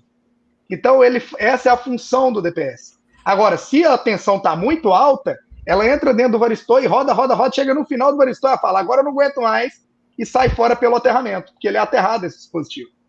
Então, ele protege toda a entrada de energia na casa. Esse é o DPS, e ele protege contra surtos. E o surto pode vir de uma descarga atmosférica, pode vir dentro de um próprio prédio, né, com a movimentação de elevador, pode vir por uma manobra da concessionária. Tá manobrando, chaveando, dá um pico de tensão, pode queimar o equipamento, né? Então o DPS ele custa R$50 cada um. Você vai gastar 2, 3 num quadro e ele vai te proteger 100%. Aí ele perguntou sobre o uso do DPS para a máquina de inverter, né? A máquina inverter. Existem 3 tipos de DPS, que é um filtro. O DPS tipo 1, ele tem que ser conectado lá no padrão. Hoje já tem muita concessionária mandando colocar ele. Ela já fala assim, você compra meu padrão, mas você tem que ter um DPS aí. Senão, nem ligo. Ok. O tipo 2, ele é instalado lá no quadro de distribuição, na entrada de energia na casa, antes de distribuir. E o tipo 3 é um pequenininho que ele é colocado na tomada. Vocês já viram? Chama Clamper Pocket, ou tem outras marcas também, que é aqueles filtros de linha com proteção de surtos, aqueles filtros mais robustos, né? Esse tipo de dispositivo, ele protege até no final ali. Então, vamos supor, você tem os 3, que nem eu tenho aqui em casa. Eu tenho lá no meu padrão. Veio um puta de um surto, caiu um raio aqui na porta de casa. Ele entrou no meu padrão, desceu, passou pelo tipo 1, que é o mais robusto, mas mesmo assim sobrou e resolveu ir um pouco para dentro de casa. Chegou dentro do meu quadro de distribuição, o segundo zagueiro já assumiu a corrente ali e falou, opa, essa tensão aqui não entra não. Só que aí mesmo assim passou por ele. Aí tem um terceiro que é lá na chegada do equipamento que vai proteger. Quanto que custa um dispositivo desse? R$30, R$40. Quanto custa a sua televisão? Quanto custa o seu ar-condicionado? Ele vai abrir, né? Exatamente. Você usa-se, nesse caso, um dispositivo de proteção ou no quadro, ou, se você quiser, também, né? Também no equipamento. E aí tem vários DPS para esse tipo de proteção. Se você está fazendo uma instalação numa casa mais antiga ou num sistema que não tem um DPS instalado no quadro, você pode comprar só o protetorzinho, tem ele com pino macho, né, para poder plugar o plug e botar ele na tomada, tem ele de cabo a cabo mesmo, para você botar tudo junto, usar aquele conectorzinho milagroso da Vago, bota tudo junto ali, põe ele junto, em paralelo com o ar-condicionado. Tem dele para poder ligar em série, que é muito bacana, porque quando você coloca ele em série e ele queima por um surto, a máquina não funciona. Então, toda a energia tem que passar dentro dele para ir para a máquina. Então, obriga-se a trocar o DPS, porque ele também, sem funcionar, né? Ele não vai ter... Se ele queimado, ele não tem utilidade. Então, é bom, sim, você estudar sobre as proteções para proteger o equipamento nesse ponto. E surto, gente, vem dentro de casa. Se você tem uma máquina de lavar roupa, por exemplo, da mais antiga, que nem a que o Rogério falou aí, né, de 1890, né, a Brastemp, essa pode gerar um surto induzido na rede, entendeu? ela pode gerar, porque é um motor. Pode ser um pequeno surto, mas que às vezes ele queima uma placa do ar-condicionado, do inverter. Quanto que é uma substituição de placa de inverter? Então tem que sim fazer a proteção completa. E o DPS é mais um aliado nesse ponto. Muito barato pela proteção que oferece. Tem DPS para ser humano aí? Tô rindo aqui. Cara, ó, aqui em casa, para evitar surto, eu uso chocolate, o DPS. Aqui de casa também, os surtos, eles vêm antes da... nessa época o chocolate ajuda bastante. Mensalmente. Esse tipo de surto aqui é mensalmente. Obrigado, Graciliano. Oh, meu Deus do céu. Ó, o Newton também o Newton aqui isso daqui não é um ajuste técnico, isso aqui é praticamente uma mandinga, né? Para não falar macumba. Boa noite. Sobre aterramento. Até ouvi falar sobre colocar carvão ou sal grosso nas hastes para aumentar a condutividade. O que você fala sobre isso? Cara, compra picanha e me chama. Porque aí nós carvão vamos... e sal grosso, churrasco. É lógico. Eu gosto da picanha, assim, não precisa ser uma gordura muito grande, um dedinho de gordura, assim. E, gente,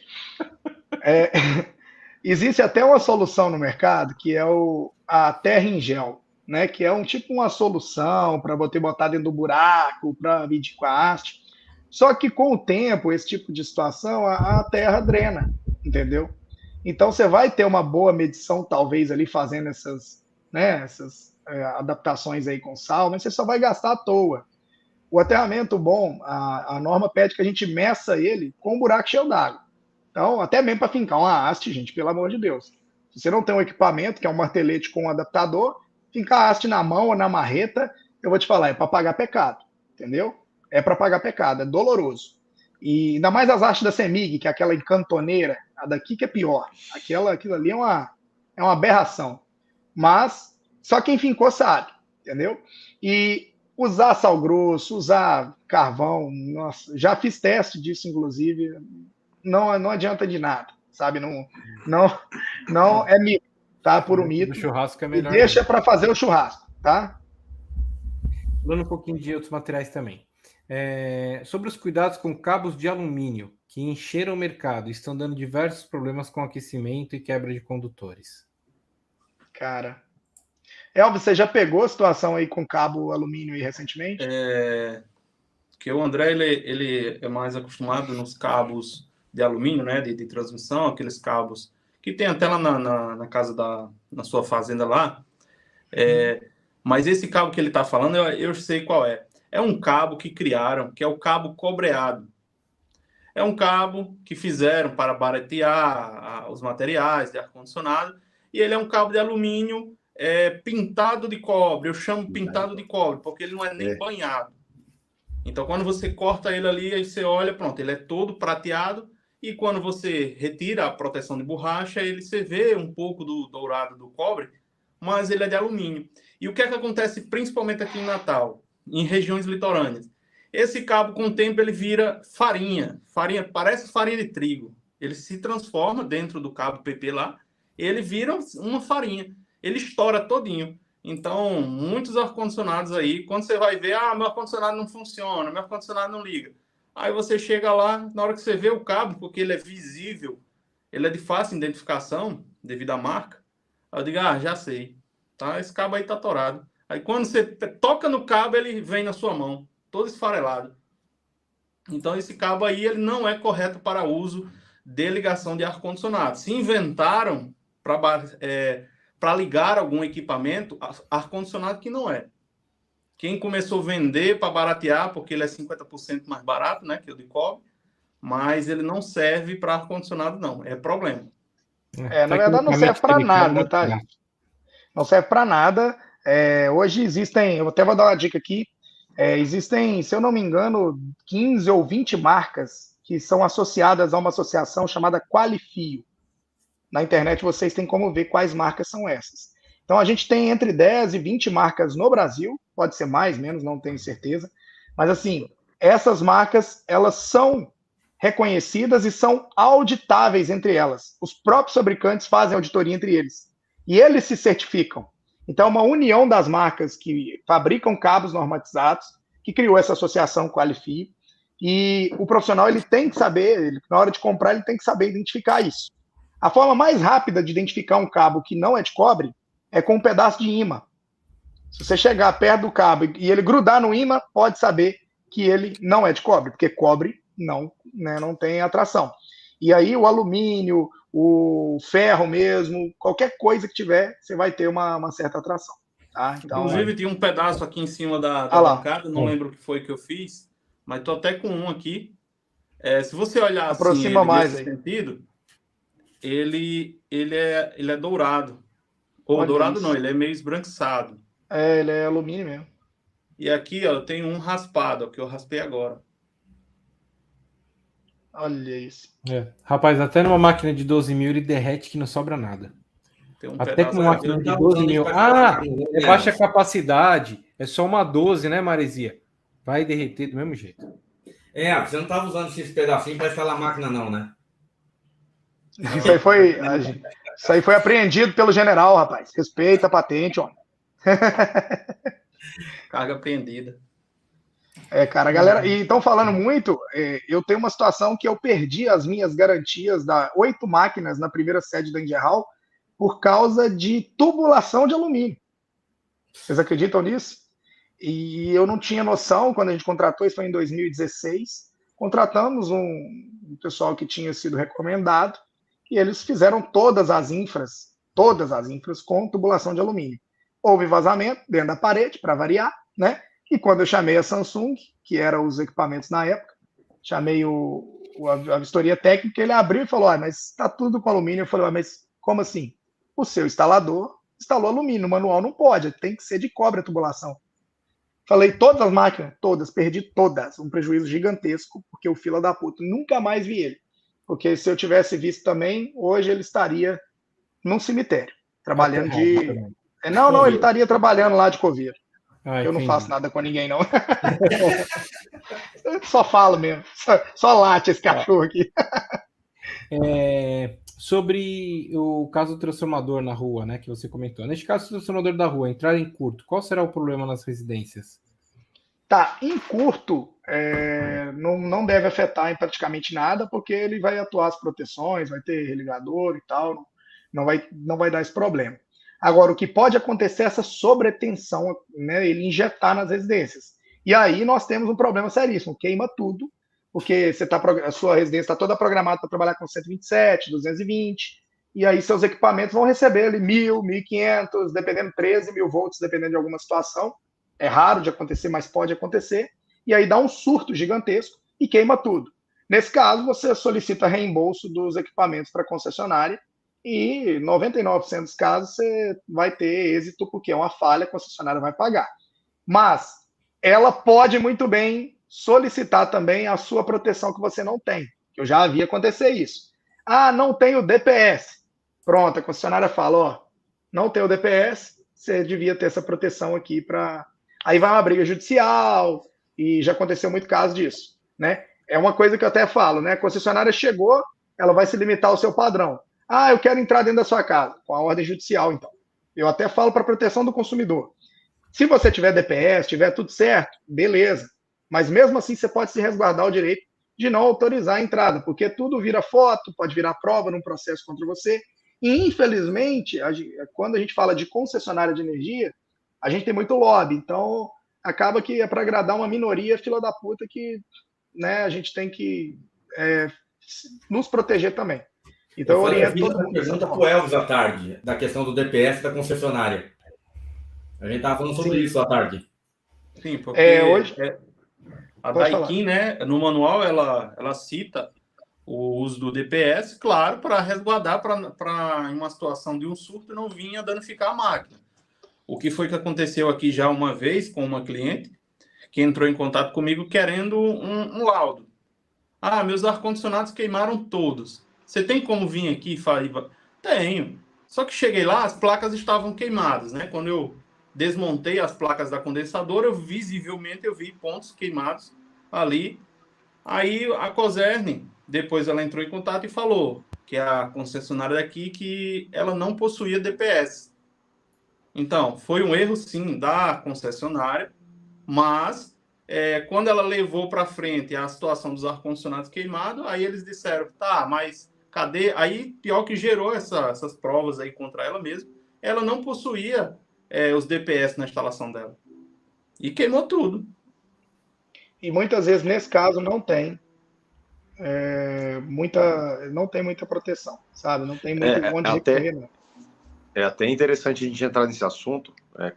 Nós, como instaladores, a gente recebe muita demanda disso do cliente. Eu tenho um seguro aqui de determinada empresa que faz o seguro do meu carro, mas que tem uma proteçãozinha, eu pago um valor a mais que faz a proteção de alguns equipamentos aqui em casa. E o cara ele nem pede a visita técnica para olhar o equipamento. Ele já fala, você faz o laudo para mim, comprovando que o equipamento foi queimado por um surto. Falei, não, calma aí, a gente tem que primeiro ver o que está acontecendo com o equipamento. Então, nós temos que ter uma postura profissional diante de uma situação, porque muitas vezes o cliente utiliza da nossa mão de obra, da credibilidade da nossa empresa, do relatório, para, de alguma forma, ressarcir o equipamento por uma falha que muitas vezes não tem aterramento, não tem o DPS, não tem nada. E o cara quer todas as garantias, as benesses, o cara quer tudo, quer botar até nos olhos. Isso defeito elétrico, de defeito realmente pode ser elétrico. E muitos aparecem aqui solicitando orçamento, que o problema nem nem queimou parte elétrica do equipamento. Todo dia tem alguém ligando pedindo um laudo.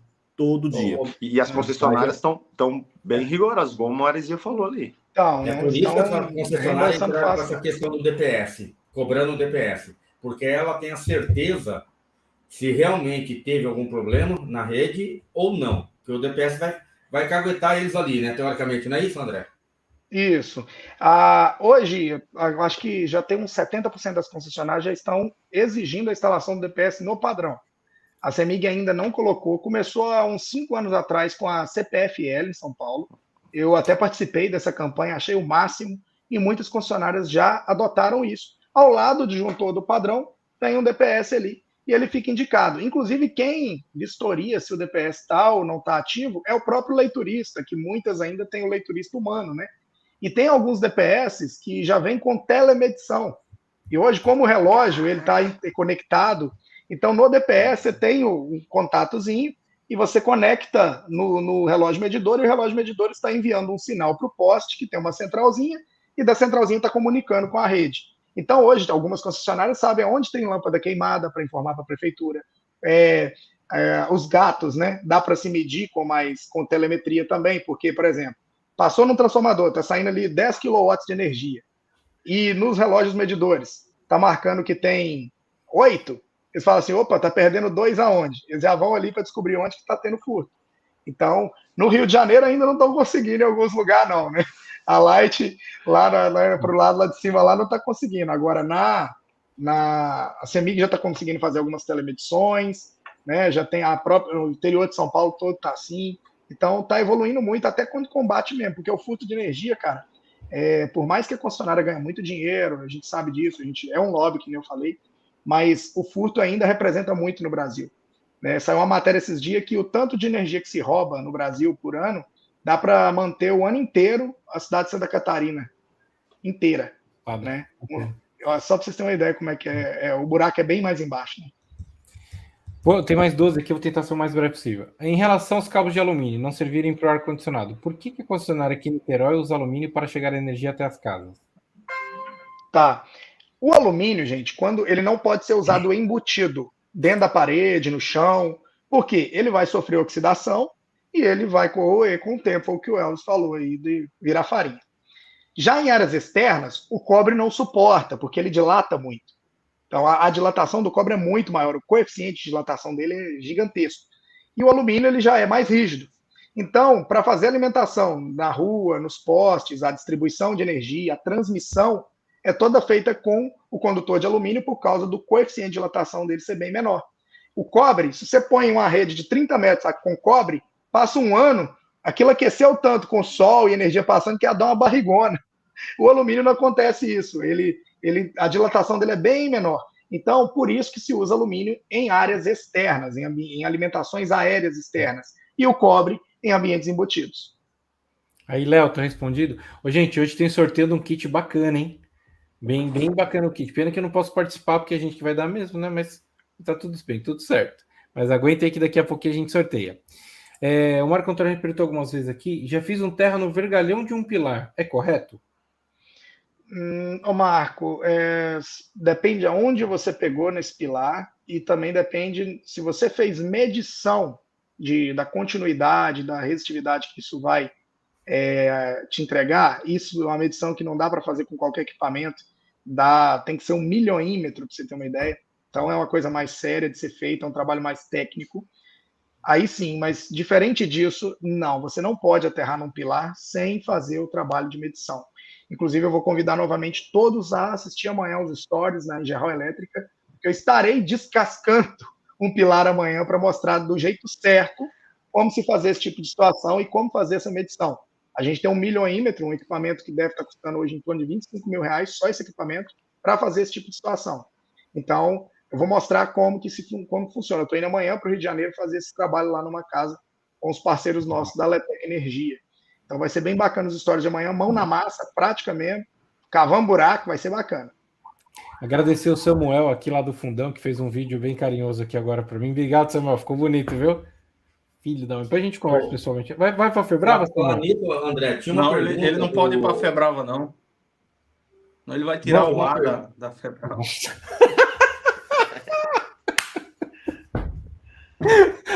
Famoso João Samuel. E é isso mesmo, eu manual mesmo. Desculpa, André, não, o Pedro Nova, lá do Rio de Janeiro, ele me mandou aqui no Instagram, logo nós começamos a live, eu pedi para ele colocar nos comentários sobre o milioímetro. Para que serve?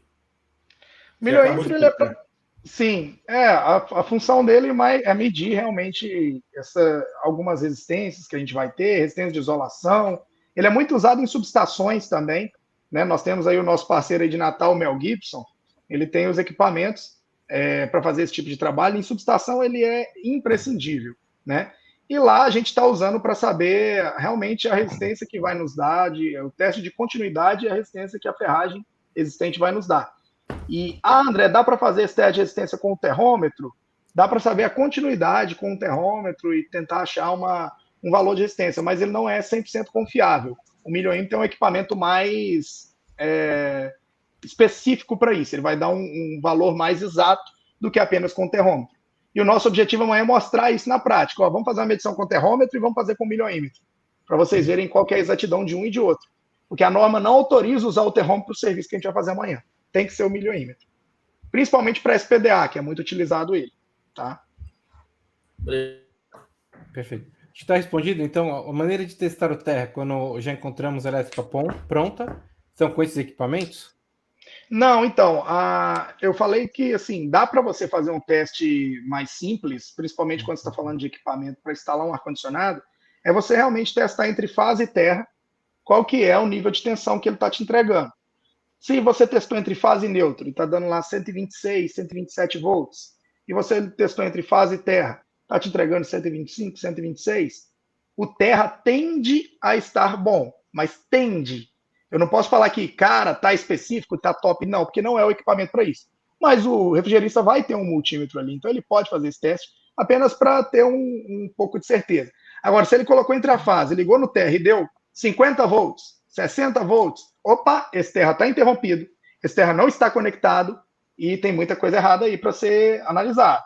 Então, ou chama um eletricista parceiro para analisar, ou ele mesmo pode sair à procura de onde está essa desconexão, tenta puxar o fiozinho para ver se ele não está solto dentro da tubulação, né? Infelizmente, é o que a gente acaba encontrando, tá? E aqui, Rogério. O Rogério Trancoso, não o Rogério Lima. Após uma instalação toda correta, mesmo assim a carcaça do ar fica dando choque. O que pode ser? Não consegui achar o problema. E aí, universitários? Após a instalação toda correta, mesmo assim a carcaça do ar fica dando... Cara, desculpa, mas ela não vai estar toda correta. Se está dando choque, ela não vai estar toda correta. Reformular a frase aí, né? Bom, vamos dar um exemplo, né, Elvis? Que a gente estava com um aterramento provisório lá em Natal, instalando nossas máquinas e gravando as aulas lá do Direto da Obra que a gente fez. Eu fui, como o aterramento estava provisório, eu desconectei esse aterramento e os meninos foram testar a máquina. Só que aí o eletricista não avisou para a galera. Aí, resultado, tomaram um choque na carcaça. Mas por quê? Eu tinha desconectado esse aterramento provisório para eu acabar de fazer umas outras ligações lá. Então, nesse momento, houve a perda do referencial de terra, que o cabo estava solto, que eu desconectei, e aí eles acabaram tomando choque. O que ele tem que fazer nesse caso? Ele tem que procurar onde foi feita essa desconexão ou se realmente o aterramento está bem feito. E começa sempre lá na máquina.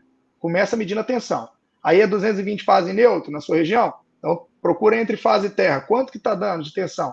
Ah, André, está dando aqui 90, está dando 120. Opa, o terra não está eficiente, não está conectado, está rompido. Então, você tem que procurar onde está esse defeito. E aí vai aquela via sacra, né? Até achar. Ô Mafra, eu tenho até uma perguntinha que foi um debate que eu tive com um eletricista uma vez. Normalmente, quando a gente faz algumas instalações de ar-condicionado, a gente já passa essa responsabilidade para os nossos parceiros eletricistas.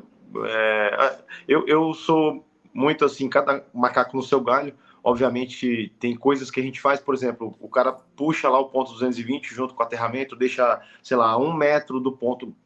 O cara não sabe onde vai ser instalado efetivamente a condensadora, então ele coloca 1 metro para lá, 2 metros para cá.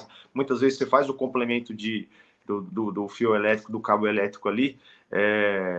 E teve uma vez que o cara fez trouxe uns pontos de infra de uns equipamentos de 30 mil BTUs, utilizando 4 milímetros na alimentação e o aterramento com 1,5.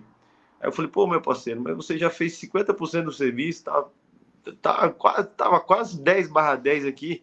Falou, não, o fio do aterramento ele pode ser mais fino do que o de alimentação. E isso é correto? Isso é verídico mesmo? Não. Tem uma tabela na norma NBR 5410 que é a tabela 51. Só que é fácil de gravar isso. Lá tá para provar o que eu estou falando. Cabo de aterramento, até a fase, quando a fase é até 16 milímetros, o cabo de aterramento tem por obrigatoriedade ser da mesma seção da fase. Então, se você tem cabo de alimentação da máquina 2,5, a fase, e o neutro, ou as duas fases, o aterramento tem que ser 2,5. Se for 4, as fases, 4 milímetros do aterramento. Se for 6 milímetros do aterramento. 10, 16, vai seguir na mesma seção. Quando você vai para 25 milímetros de alimentação, aí a gente já está falando de outras máquinas, né? A gente vai ter 25, vai ser VRF, alguma coisa mais pesada, né? Não, nem isso. Chile, Splitão. Né? Aí você pode diminuir a seção. Se for 25, a alimentação da fase, você pode usar 16. Se for 35, você pode usar 16. Agora, quando vai para 50, tem que ser a metade. Aí você tem que usar um aterramento de 25. Se for para 70, o aterramento tem que ser a metade. E aí ele vai metade pro resto da vida. Você tem 300 milímetros alimentando o equipamento. O aterramento pode ser 150. Entendeu? Porque aí já não começa a afetar tanto no caso de uma fuga de corrente. Porém, em baixas seções nominais, é obrigatório, até 16 milímetros, que o aterramento tenha a mesma seção dos condutores de fase. Excelente pergunta, Bessinha. Tá? Excelente. Mas é muito difícil achar isso, hein? Assim, hoje, eu vou te falar. Não, eu fui numa obra recentemente com um dos eletricistas que foram meu padrinho mesmo, que me botou, e eu falei, cara, mas eu provo, tá na norma. Não, mas eu não vou fazer o cliente gastar mais, não. Mas tá na norma, pô. Entendeu? É brabo. E realmente eu peguei a situação dessa. Falei, se eu tivesse assinando aqui a RT dessa obra, seria desmanchar tudo e ter que fazer de novo, como manda a norma. Infelizmente é isso. E eu não tenho muita papa na língua, não sei se você perceber, né? Eu vou embora, meu filho. Aqui se eu tiver que xingar o cara, eu vou xingar. Se eu tiver que chegar num acordo, a gente chega. Mas certo é certo, entendeu? Então tem que ter a mesma seção. Inclusive, uma orientação para todos os instaladores aqui, tá? Todos os refrigeristas, que se pegar uma situação dessa, pode solicitar, sim, a readequação para o eletricista e pode falar tabela 51 da NBR 5410. 51 é fácil do pessoal lembrar. Esse número é bem fácil do pessoal. Bom demais. 51 é só lembrar do Bessa. Pessoal, eu vou perguntar de cor e fazer um comentário aqui, ó. O Samuel perguntou. Minha pergunta é como identificar o terra caso você chegue no cliente e estão todos os fios com a mesma cor. Samuel, é fácil. É que nem quando você limpa, eu te dei aquele toque lá para limpar capacitor com pano úmido. É a mesma coisa, tá? Põe o dedo na língua assim e põe em cada fio. Liga todos os disjuntores e testa assim. Brincadeiras à parte, André. Primeiro, tem cor correta para o terra, de norma? A gente sabe, né? Dos tipos, o Elvis já nos contou hoje à tarde. E como que faz para identificar no caso desse? Tá, o verdinho, né? é o verdinho brasileirinho, verdinho com risco amarelo. Esse é o padrão. Só que não é obrigatório o uso de cores, tá? Isso fica muito claro. É obrigatório a identificação. Então pode chegar a 3 cabos da cor preta. Só que você tem anilhas, por exemplo, neles, e vai falando, esse aqui é fase, esse aqui é neutro, esse aqui é terra. Entendeu? Então ele pode ser usado tudo da mesma cor, porém tem que ter identificação. Do mesmo jeito que você pode identificar até com a fita isolante colorida. Chegou 3 cabos ali, aí no neutro você põe a fita isolante azul, no terra você põe a fita isolante verde. Está identificado, entendeu? A norma ela não exige que os cabos tenham que ser de cor. Claro, se você está fazendo a instalação nova do zero, está comprando cabo novo, não custa nada comprar os cabos das cores certas e evitar esse tipo de problema. Você não gasta com anilha, você não perde tempo com fita isolante. Mas, se você chegou na instalação e precisa identificar, tem um vídeo meu, passo a passo, ensinando a fazer isso, mas basicamente, com o multímetro, você vai fazer o seguinte procedimento. Você vai pôr ele na escala de tensão alternada e vai pegar a ponta de prova com um cabo, tá? E vai conectar esse cabo na parede, a outra ponta de prova na parede, ou num ponto aterrado, metálico, alguma coisa. O que der a tensão mais elevada tende a ser a fase. E você pode energizar, como vai estar energizado, com a caneta de teste também dá para você descobrir ali qual que é a fase e qual que é o neutro. E entre neutro e terra, dá para se fazer um teste de continuidade lá no quadro de distribuição. Aí é um procedimento que você tem que ver como que ele é feito. Tem esse vídeo meu, como identificar fase, neutro e terra com o multímetro. Tem esse vídeo meu lá, que você vai lá no quadro de distribuição e faz um fechamento para identificar qual cabo é qual, tá? Mas aí você tem que ver o vídeo, que não dá para explicar só falando. Mas dá para se fazer um fechamento entre neutro e terra, você só conecta para descobrir qual que é, tá? É coisa rápida também, esse vídeo tem 8 minutos, se não me engano, 7 minutos. Você já aprende a fazer essa identificação também. Mas tá? também, Tchau, uma ferramenta baratinha, cara. A caneta ali para você ver. Canetinha de teste. Fase, o quanto tá chegando ali.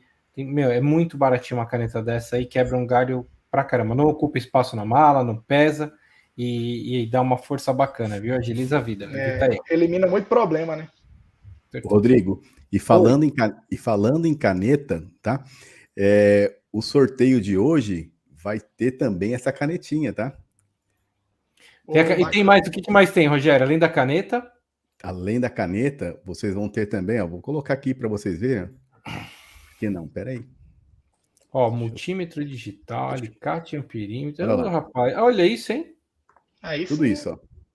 Tá? Bacana. Vai ter um alicate amperímetro, um multímetro digital e a canetinha aí para teste que o Rodrigo acabou de falar. E esse amperímetro é aquele pequenininho, né? Ele é muito prático, cara. Ele cabe... É só para território nacional, Rogério? E não pode estar participando? Exatamente, só em território nacional. Já entendi. Beleza, ignorado novamente. Brincadeira, gente. Boa sorte. Daqui a pouquinho já. Estamos indo para o final aqui. E as placas solares jogando na rede elétrica, dando sobrecarga? Um comentário do Dr. Inverter aí. Tá. Cara, os módulos fotovoltaicos, eles que são as placas, eles injetam uma corrente contínua na rede, que a gente não gera energia em corrente alternada, que é a mesma corrente que alimenta os equipamentos, né? Ele gera em corrente contínua. Então, você precisa de um inversor para poder transformar em alternada para poder injetar na rede. E junto desse inversor, você precisa das proteções. E quais são as proteções? Né? Até chegar no inversor, você precisa, se for o inversor string normal, né? Aquele que fica parafusado na parede, você precisa de DPS para corrente contínua, que protege contra surtos que possam ser gerados lá na placa, e também oscilações da própria geração da placa, que ela está gerando, então ela vai ter oscilação. E você precisa de uma chave, né, de seccionamento para corrente contínua. Só isso. A gente chama de string box, esse tipo de proteção, tá? Quando você tem esse sistema, está 100% protegido. Ele não vou falar que ele está isolado da sua rede, mas ele está entrando com um nível de corrente que, né, na tensão, e a corrente alternada mesmo, que o inversor vai te entregar. O que acontece é que eu vejo muito pendurador de placa, tá? Então, do mesmo jeito que tem na área de ar-condicionado, na área elétrica a gente chama de Zé Faísca, né? Os caras. A gente, na área solar, também tem os penduradores de placa que acabam não dando valor. Eles vão lá, sobe, movimenta a placa e faz de qualquer jeito, anda em cima dos módulos fotovoltaicos, limpa com tudo ligado, tudo energizado, não sabem o risco que é corrente contínua.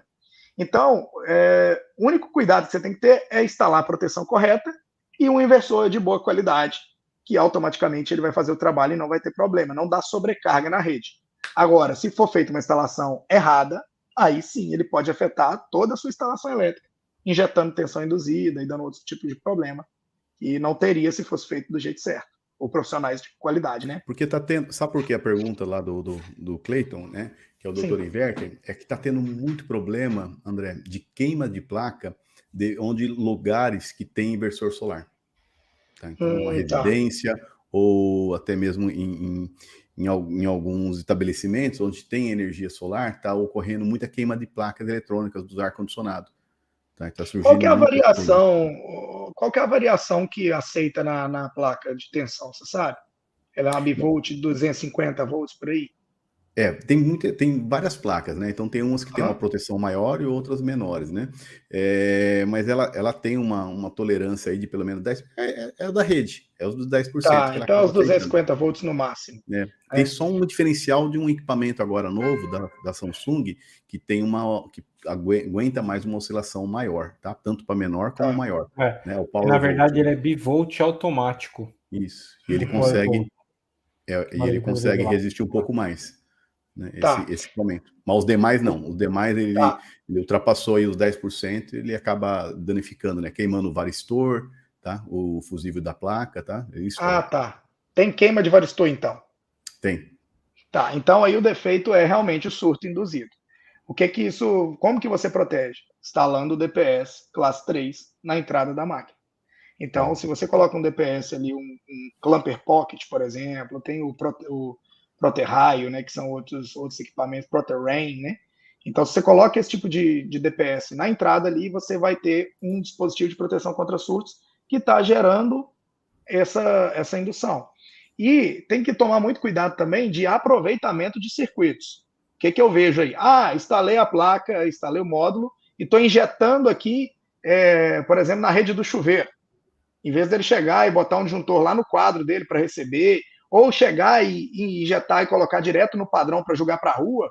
Não, ele quer botar próximo ao quadro e aproveitar aí no circuito existente. Aí você vai ter algumas oscilações. Vamos supor que o cabo do ar-condicionado é 4 milímetros. E ele chegou ali e falou, não, o cabo está passando por aqui, a caixa de inspeção aqui onde está passando os cabos do ar-condicionado é muito próximo onde vai ter meu inversor. Eu vou conectar aqui e vou injetar na rede. No mesmo circuito, você não colocou nenhum disjuntor para separar, então você está correndo alguns riscos. Então, primeiro, separação de circuitos. Você tem que ter um circuito exclusivo para o ar-condicionado. E se você tem um circuito saindo de um inversor para conectar no quadro, outro circuito, com outro disjuntor, com outra proteção. Tá? E o segundo, botar o dispositivo de proteção contra surto, no caso o DPS classe 3, na chegada dos aparelhos de ar-condicionado. Dessa forma, você evita mais problema. Então, e tem que ver essa variação realmente. Se for 250 volts, 240 volts e já não suportar, vai queimar mesmo. Ainda mais se for capacitor. Aí, né, você está vendo que é surto mesmo. Tá certo. Bom, já colocamos aqui para quem quer participar, perguntaram agora há pouco, como é que eu faço para participar? Muito simples, só colocar, tá? Hashtag aterramento, onde você vai estar participando. Tudo maiúsculo, juntinho. Isso. Atenção para os dois. Eu já tinha uma colocar mais uma, hein? Diga. Um detalhe importante. Pode colocar uma vez só, tá, gente? Uma vez só, você colocou corretamente, já basta. Ele só vai ler, o sistema lê só uma vez, tá? Ele não lê várias vezes. Então, se você colocar 2, 3, 4, não vai aumentar a tua chance, tá certo? Colocou uma vez corretamente, pronto, fechou.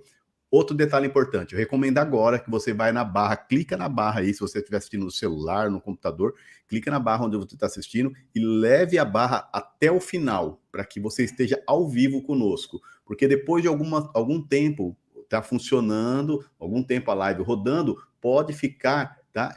Pode ficar de uma forma que ele atrasa um pouquinho, 2 minutos, 3 minutos, 4 minutos e tem um pouco de atraso. A tua internet pode ter travado em algum momento e ela atrasou. Então, para que você não perca o sorteio, é importante para que você vá até o final com essa barrinha aí, leva lá ao vivo mesmo, para estar ao vivo, ter certeza do ao vivo. O Rodrigo acabou de colocar aí a forma errada, né? Que colocaram, então não é para colocar daquela forma. A forma correta é essa que está aí, ó, do Frio Máximo, ó, que ele colocou agora aí, hashtag aterramento, certo? Mais perguntas, Rodrigo? Ó, tinha 2, agora surgiu uma terceira aqui. Só 3 perguntinhas para terminar, hein, gente? A gente quer tirar a dúvida de todo mundo mesmo. Comentando ainda de placa solar, passar as infras de baixo passar as infras por baixo da placa solar interfere alguma coisa no rendimento do aparelho? Olha, aí, no caso, é mais uma pergunta voltada mais para geração. A temperatura embaixo de uma placa dessa não é uma temperatura muito elevada, né, a temperatura maior vai estar em cima da placa, né, por causa da reflexão solar, né? E só que embaixo, muitos trilhos, eles já são com altura suficiente para ter uma ventilação ali para refrigerar o próprio equipamento. Então, quando você entope de outra infra, você pode diminuir a vida útil da sua placa, por exemplo, porque ela já é feita com uma distância de 10, 15 centímetros do telhado para correr vento ali embaixo, para ajudar, né, na uma ventilação natural que ela precisa ter. Então, eu não recomendo passar nada por baixo, não. Se der para desviar, desvia. Infra também, assim, solta em cima de telhado, né? Na maioria das vezes você vai passar por baixo de um telhado, entre uma laje, dentro de um...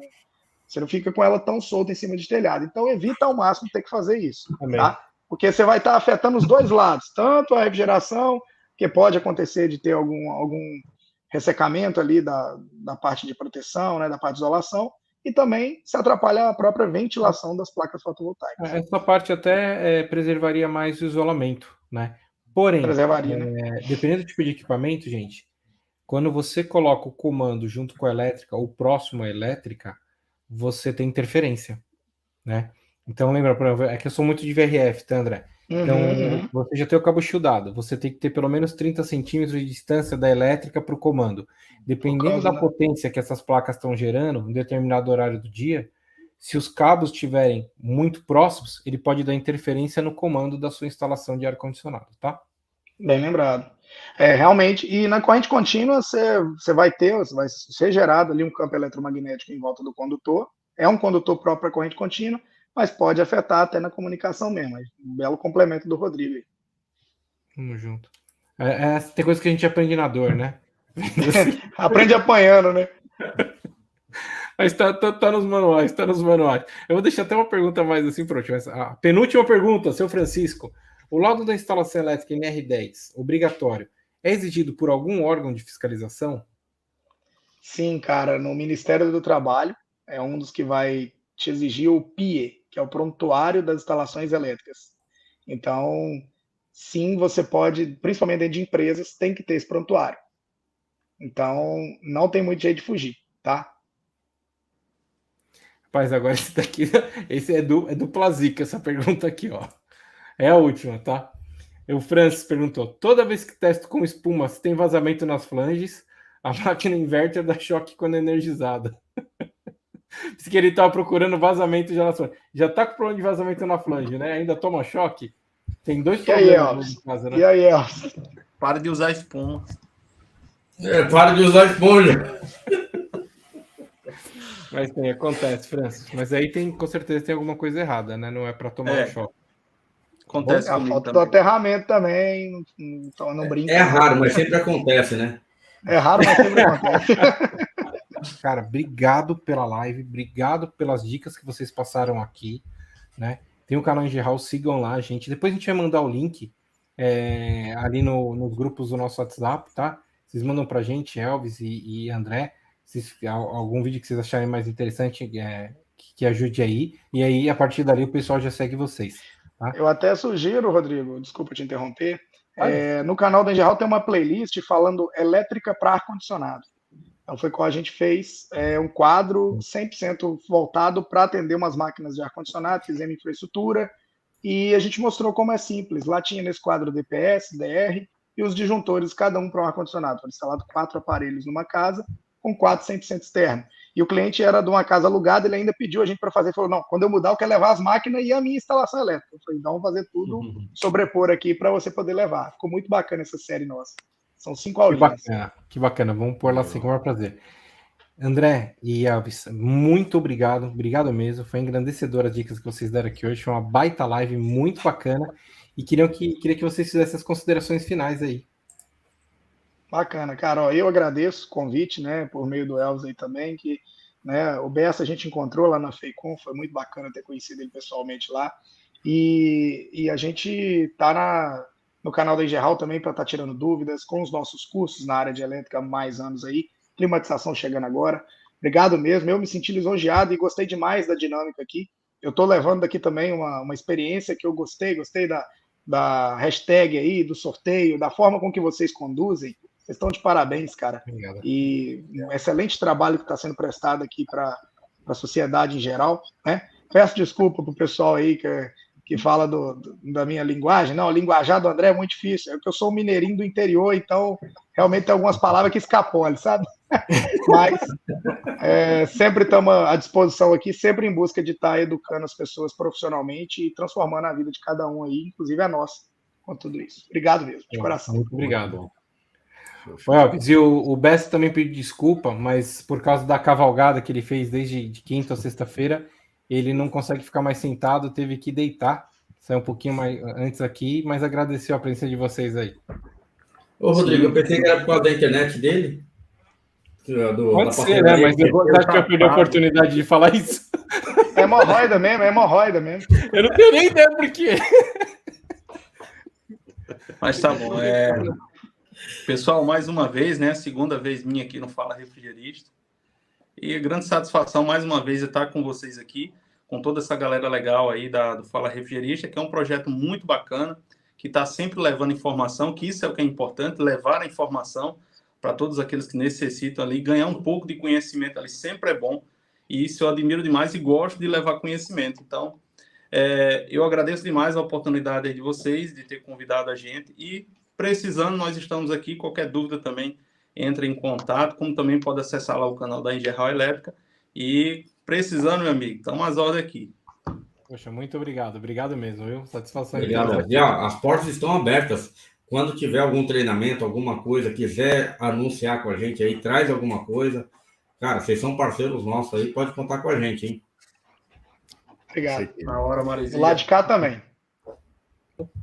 Então, gente, audiência, muito obrigado pela paciência aí, por nos acompanhar até 10h17 da noite aí, 2h20 de live, mas foi uma live show de bola. Muito obrigado. Obrigado vocês novamente, André e Elvis, e fiquem com Deus. E segunda-feira que vem, a pedido de vocês, o Alan Araújo, especialista em seguros, vai estar aqui para falar sobre seguro de responsabilidade civil e alguns outros seguros extremamente importantes para a gente instalador, tá bom? Boa. Fiquem com Deus até segunda-feira. Boa semana. Forte abraço a todos. Até mais, valeu, pessoal. Galera.